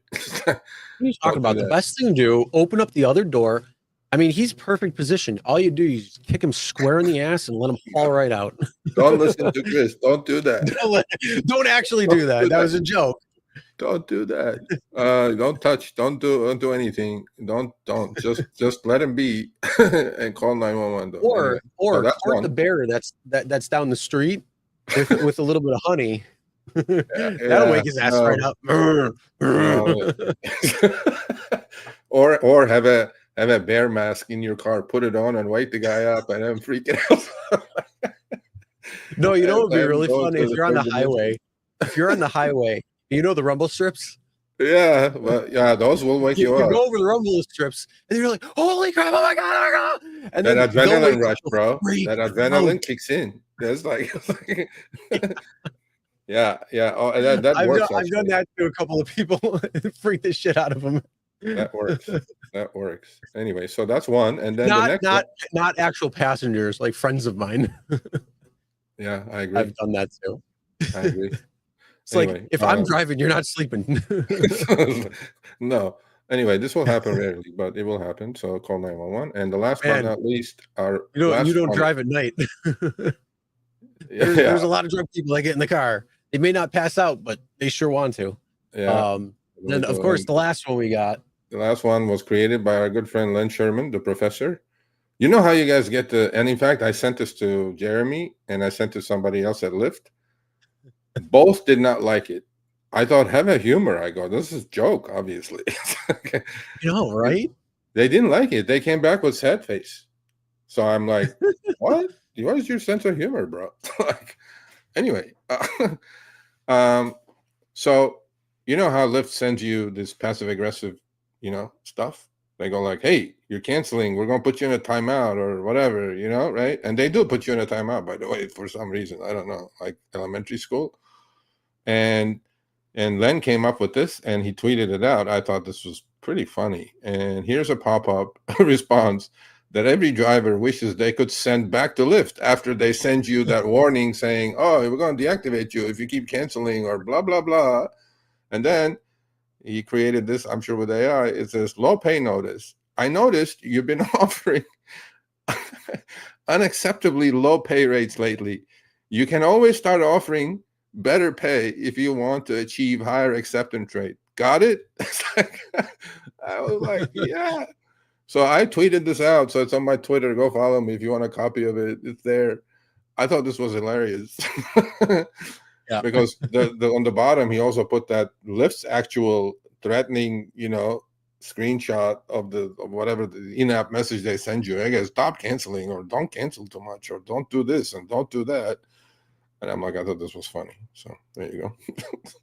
Yeah, that is. It's so true though. It's like, yeah, let's send that to them. Yeah, man. Your offers are not. You have not been accepting rides lately. Yeah. Oh, yeah. Here you go. Low pay notice. That would be wonderful. Just send it back to Lyft. They'd be like, what? But a couple of Lyft exec did not enjoy what I sent them though. They were like, come on, have a little bit of fun. I mean, even Charlie Kirk liked being made fun of as Cartman on South Park the last episode.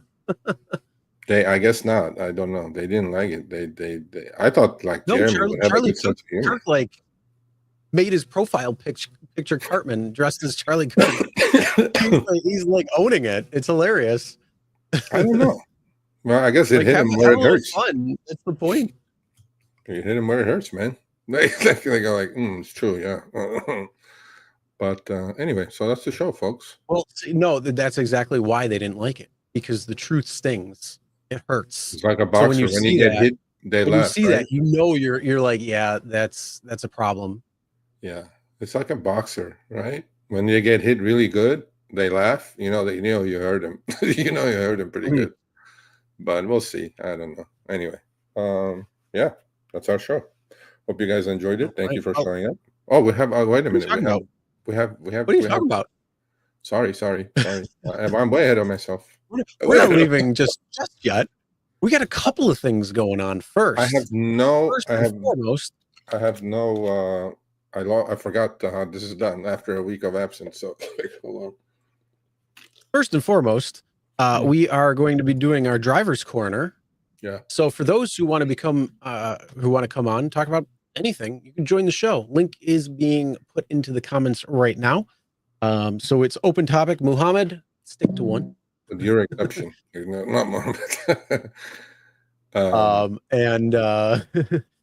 With that being said, we're going to go to some super chat and shout outs and Q&A and all that good stuff. But first, don't forget, we do have a giveaway coming right now. So if you would like a dash camera, you can enter hashtag SMTMC, just as is, capital letters for everything, capital SMTMC, the hashtag in front. You can do that right now for a Think We're dash cam. Okay. I didn't know. You didn't do it last week on National Dash Cam Week. So what the hell? I didn't know. I didn't want to mess with any of that. I don't want to be responsible. So. All right. Well, yes. Put that in the chat. We'll go over the comments. After we go over the comments, before we bring people on, we will announce our winner, and then we will have you guys come on and get off. So, all right. Porfino says 70-30 water content of humans. Yep. And also water versus land on the surface of the earth. Very true. Both of those are correct.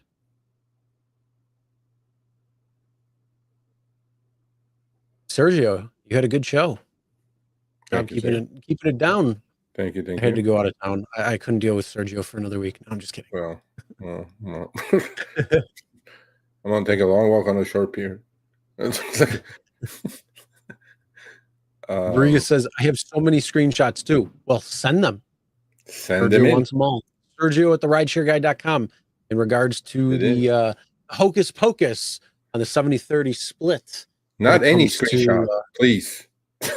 Yeah, not any screenshots. The actual screenshot of the trip just after it ends, showing the receipt, and then 5-10 minutes, a day or two later, whatever. If there's any price discrepancy between the two, from the actual receipt to being done, we want those screenshots. Send it our way. First, we always tell you take a screenshot anyway. So immediately after the trip, take a screenshot, and then revisit if it's changed. Take another screenshot and send it to me. That's all I want. Don't send me every screenshot. Just don't. Does like the nudies. Yeah. Oh. Just kidding. Okay, it's like this. It's like what he said. It's hashtag capital SMTMC. Doesn't matter if it's capital or not. Oh, it does. People. We directions. And then you guys are complaining about autonomous vehicles? Jesus. Fuck. All right. We got last week, this ride in Chicago on Uber. I got paid $54, but the customer said he paid $118. Great. Well, screenshot. It shows the receipt. 118 is meaningless. If 54 was good for you, it's good for you. What the rider paid, you guys are overthinking and too much of that stuff. Can I bring you on? I want to bounce an idea off you guys. Uber or die. The link is up there, my man. We ain't going to bring you on unless you grab the link. Yeah. All right. I took a ride from downtown San Diego to the border on Saturday night, priced at $16. Woo! Got the rider, and when I was going to start the trip, the rider asked me to stop and ride and cancel it. Okay. Well, you shouldn't have canceled it. They should, because they're the ones who denied it. Right. So yes, at certain circumstance, don't cancel the ride. Make them cancel, because then you'll get the cancellation fee. Okay. Or you should be getting the cancellation fee. We all know they like to screw around on that. SP Rides 805 says, I only use destination mode for long returns back to my local area. Okay. Makes sense.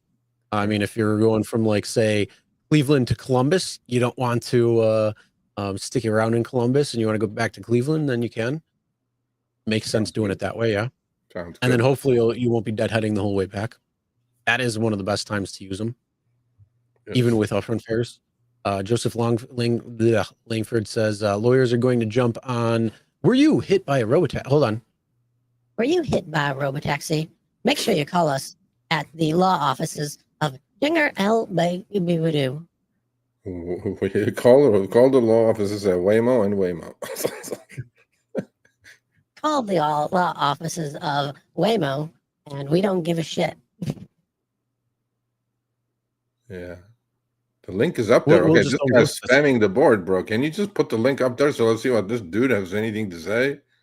It could be huge. Okay, huge. The link is up there, bro. Right there. Email. Here's the thing. Email. Because if it's going to be huge, you might not want other people to hear about it. Yeah, I don't know. Huge. Okay.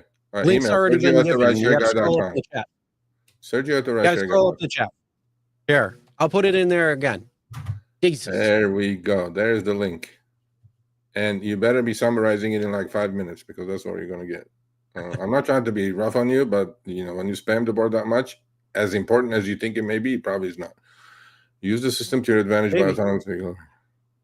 Yes, Paul, Raul, sorry. I agree. Yep. Make that. Like I say, if you're not going to beat them, join them. Hey, there it is. Mohammed, we'll bring you on in just a couple of minutes. All right, we got a couple more comments, and then we got to announce our winner. Absolutely, man. Absolutely, it's a huge factor. I wrote an article last month about that. Go check it out. www.therideshareguy.com. Free newsletter, sir. Absolutely, 100%. 100%. I mean, do you know when I had the 2013 Jeep? Do you know how many people got in and said, "Oh, is this new?" Yeah. No, it's almost 10 years old. Yeah. Oh, really? Yeah, you keep it clean, and they'll last long. Plumbers, electricians, mechanicals are dispatched from the gig economy, but that work really can't be done autonomous. And there you go. 100% agree, because 2 weeks ago, I told this to Chris. We had a plumbing issue. On a Sunday, this dude showed up. He was like a doctor. He literally took 15 minutes. I go, what do I owe you? $120. Right then and there, I turned to my son, who was sitting on the couch. I go, listen, bro. Forget college. It's bullshit. It's overrated marketing. Forget any of this. Last year of high school, you're going to some vocational school, plumber, air conditioning contractor, electrician, whatever, roofer, whatever the heck it is. do something with your hands that AI cannot do. Skilled labor, not unskilled labor. Yeah, not unskilled labor. Skilled labor. Skilled labor. Skilled labor. Get a contractor's license. Get your insurance. Get out there and kill it, because AI is not going to be able to do that for at least a while. So there you go. Yeah. I mean, once the robots come and they train them how to pick up a hammer and do a hammer and a nail. Oh yeah, that's definitely a decade or plus away. That's definitely yeah. But I mean, trying to figure out certain things until the manufacturers put things into the board that actually we have could be deciphered through. I mean, yes, heating techs already can look at the board and see what is going, but I don't think you're going to have a robot yet to come and clean your toilet, or not toilet, but replace your piping, or a new house building and laying copper pipe and this and that. Not yet. All I know is I told Elon that when you make the when Optimus is available, I'm getting the first one. Her name is going to be Rosie, not Optimus, and she's got to have a Scarlett Johansson skin suit. Okay, I'll contribute to your Scarlet Fund, Rosie Fund. Yes, sir. And she's Rosie, so anybody who knows the Jetsons will get that reference. Yeah. Mike says if you call 911 every time a drunk falls asleep, you'll be on a first name basis with every cop in town. Damn freaking straight. The drivers who drive at night know that's true. So when you say it's once in a while, that is not the truth. You don't drive at night as much as we did. You bet. Yeah. I don't drive at night anymore. I drive during the day. It's so much easier. No, it's not worth the risk. No. Anyway. All right. For those with the dash cam, we're going to be doing that now. You got 30 seconds before I put it on the screen. So if you want to get that hashtag SMTMC into the chat right now, make sure it is in caps so it will be counted. And then give me 1 second so I can get this on screen. Do we have one more for next week? One more, maybe. Okay, we'll have one more next week. So if you don't win this week, come back next week. You may win next week. Maybe we'll see. All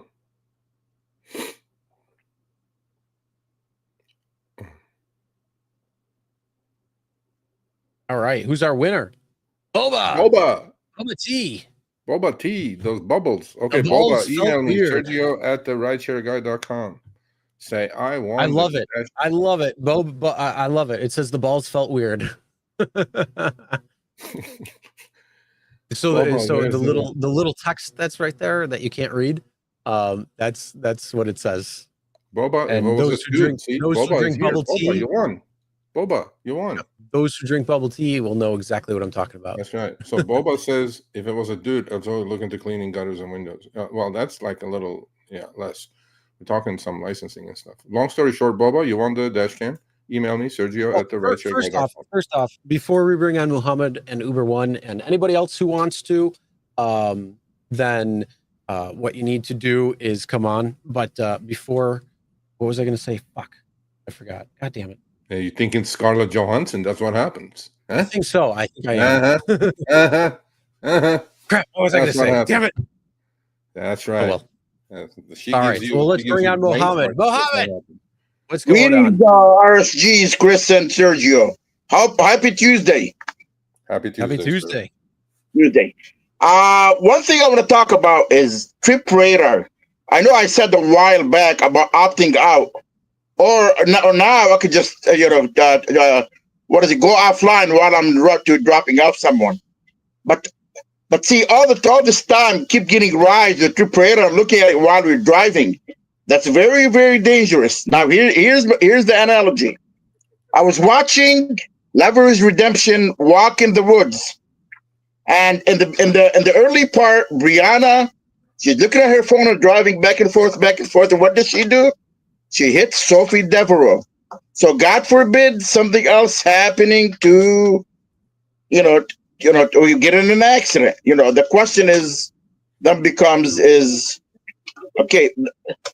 So that's my part. No complaints this week. Just my car transmission went off, so I'm renting again because I need a car anyway. Other than that, it's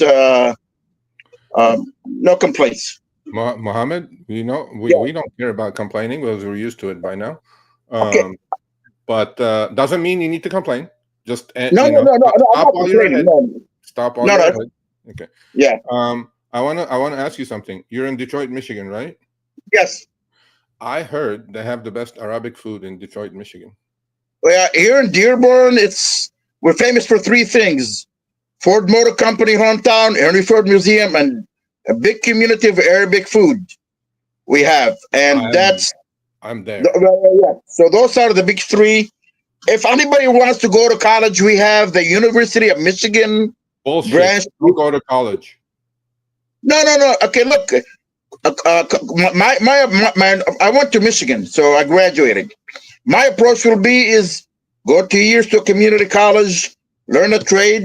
If you need to be, like a specialty, accounting, or then go to a 4-year university.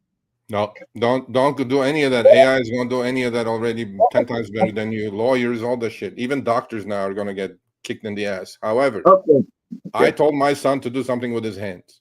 Yes. Not digging ditches, obviously. But, Yes. I go, Great you idea. make more money than your sister who's going to be a doctor. I'm going like, God bless you. Like, Yeah.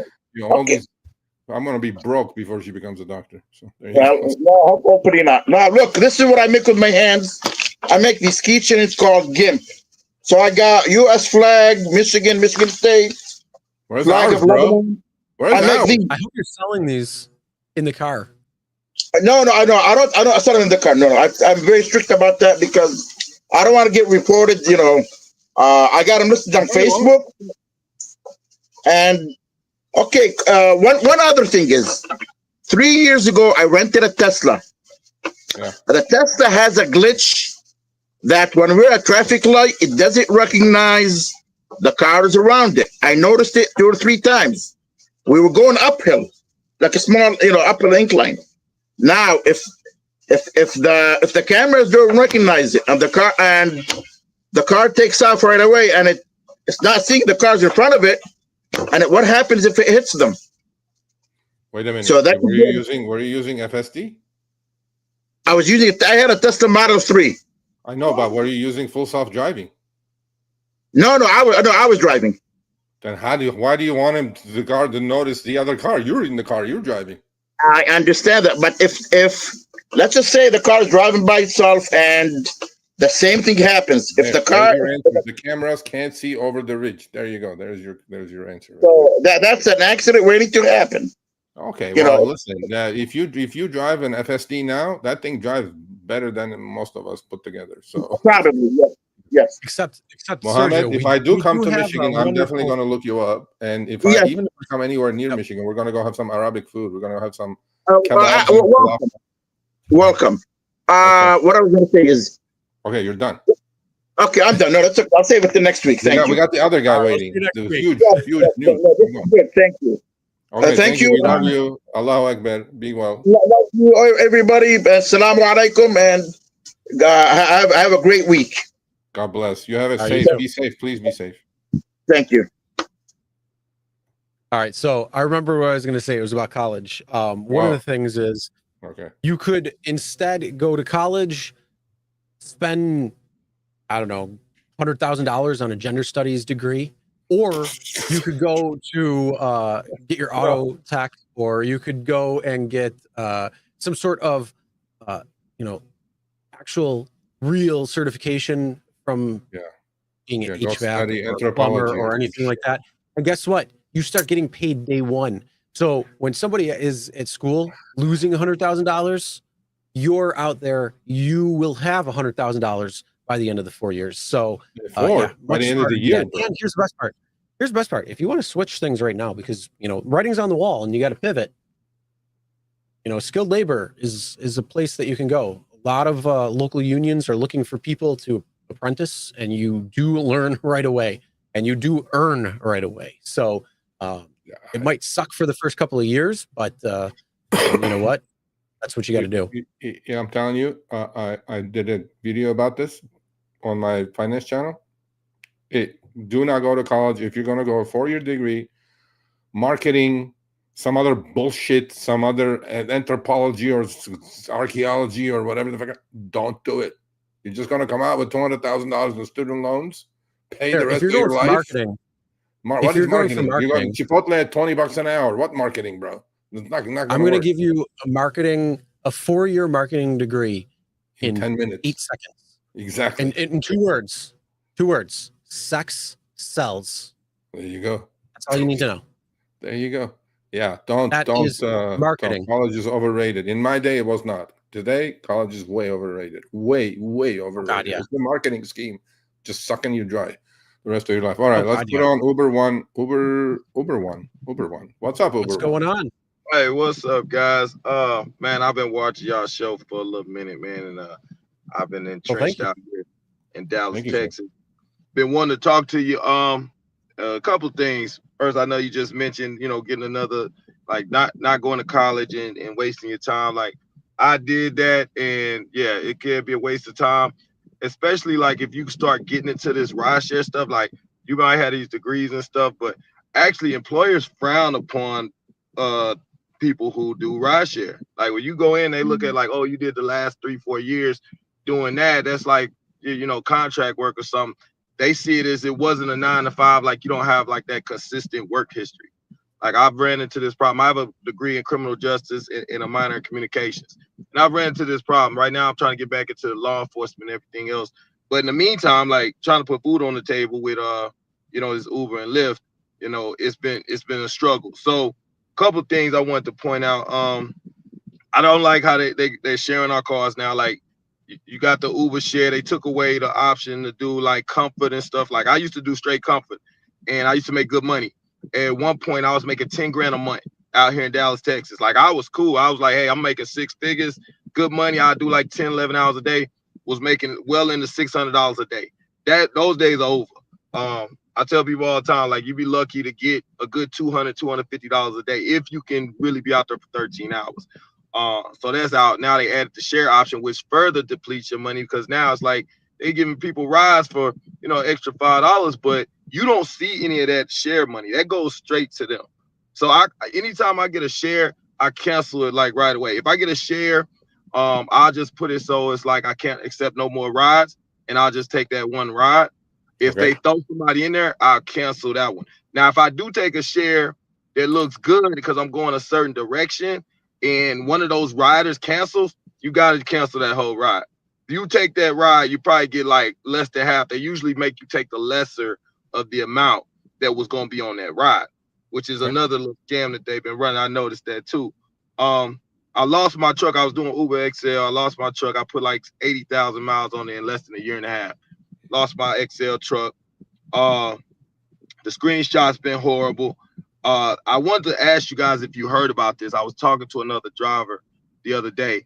They say that there's an app that they got right now that people are using. They said mainly like a lot of illegals and all that are using this app to hack into Uber and Lyft and steal the more profitable rides. And they supposedly caught like a bunch of folks riding around with like these laptops and stuff in their trucks.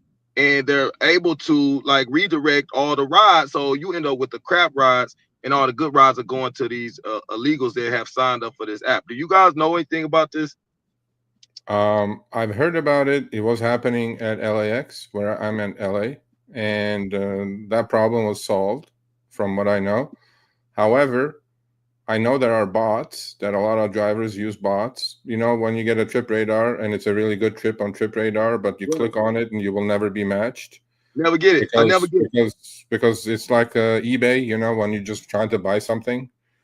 The last second, a bot will come in and bid a penny more than you, then they'll end up buying what you wanted to buy, actually. There are bots out there that are doing this. Uber knows about it. Lyft knows about it. There are a couple of apps that used to be out there, third-party apps that would grab all the decent scheduled trips or reserved trips out of the bunch and then leave the trash behind. They know about that as well. But look, the bots are the bots. Bots, there's not much you can do about it. I don't think that many drivers are using it. By the way, are you the one with Uber or Die? Can you bring me on? Yeah. Bounce idea of you guys? Is that you, right? Okay. Yeah, I wanted to run this by you guys real quick. Yeah, there are apps out there, bots being used by drivers. We know that. Uber and Lyft know that. They're trying to stop it. I don't know what they're doing about it. Obviously, it's not fair, obviously, but because you can't click fast enough, obviously. It's like 90. I say 90% of my rides this is happening. Like all my rides I select, I just don't even expect to get them no more because I don't get them. If it's a good ride, I don't get it. You know, and then I'm like, I'm thinking it's Uber and Lyft doing it, but y'all saying it's probably this app thing that's going on. There's bots out there for sure. Yeah. Okay. Lastly, I don't want to keep you guys, but so what I've been doing, because I've been talking to all the drivers that are working at airports and stuff like that, and everybody's come with the same conclusion that we're getting robbed. So what I'm doing, I'm taking it upon myself to organize everybody in the airport to where as we getting them all under the same app. I'm getting everybody's numbers, all the drivers that are doing both, and we're setting it up to where we're gonna be able to control the surges at the airport. So we can be careful with that. Well, that's been done before. That's like that's been done before. Uber will potentially deactivate you all actually, because they're saying you're manipulating the surge. It still happens here and there. That's been done many times before at different airports. You know, everybody turns the apps on in the queue, but what Uber is doing is, like, for example, at LAX, we used to do that quite a bit, create surge, right?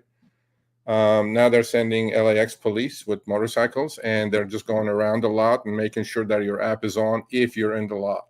If you're in the lot, they can do that. They can force you to do that. Yeah, they can do that because it's LAX police and LAX property. It's not LAPD. And they are doing that with a lot of police, airport police around the country, because Uber, that's one way Uber is fighting that. Although it kind of goes against it, right? I think you have a better chance of doing that as opposed to doing it in an official area.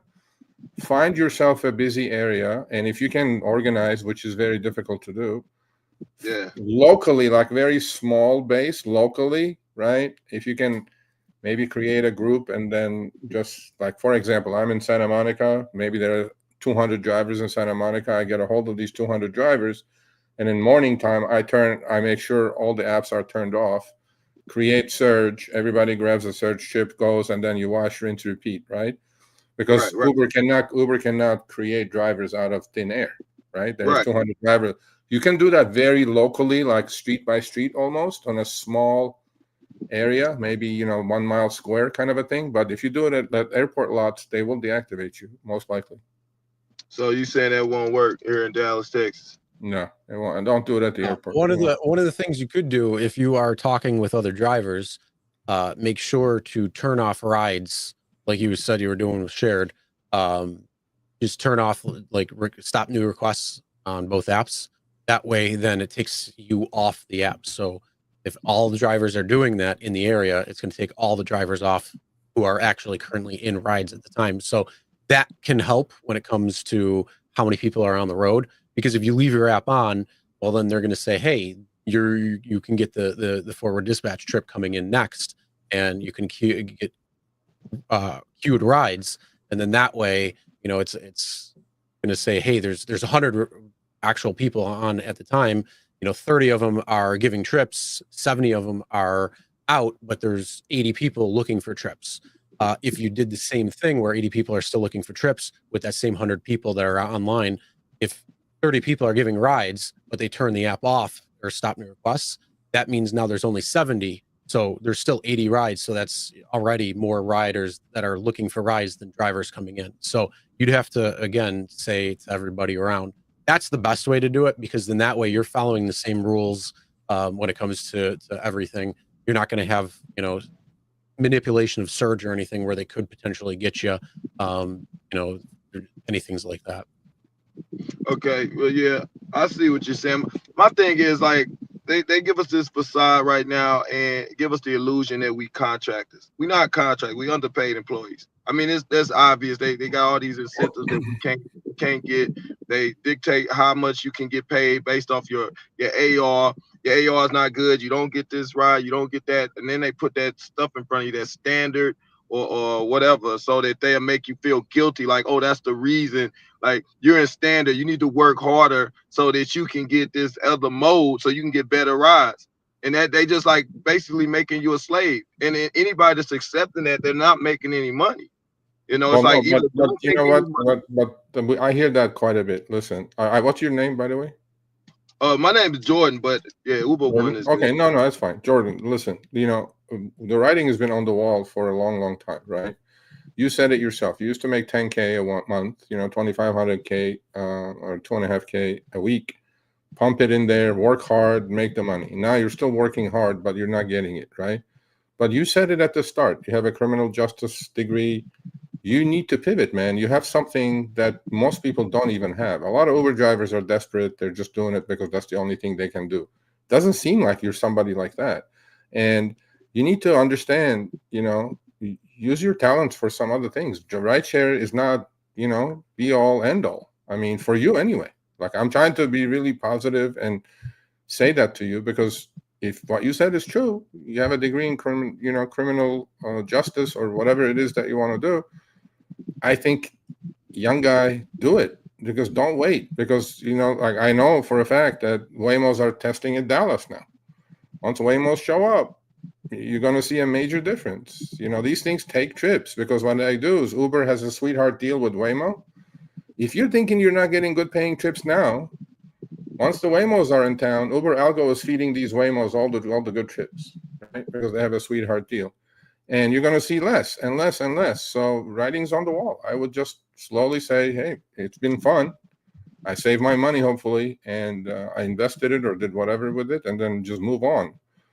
It's not what it's supposed to be, and it's not a full-time gig. And like you said, also, you go to interviews and employers are asking you,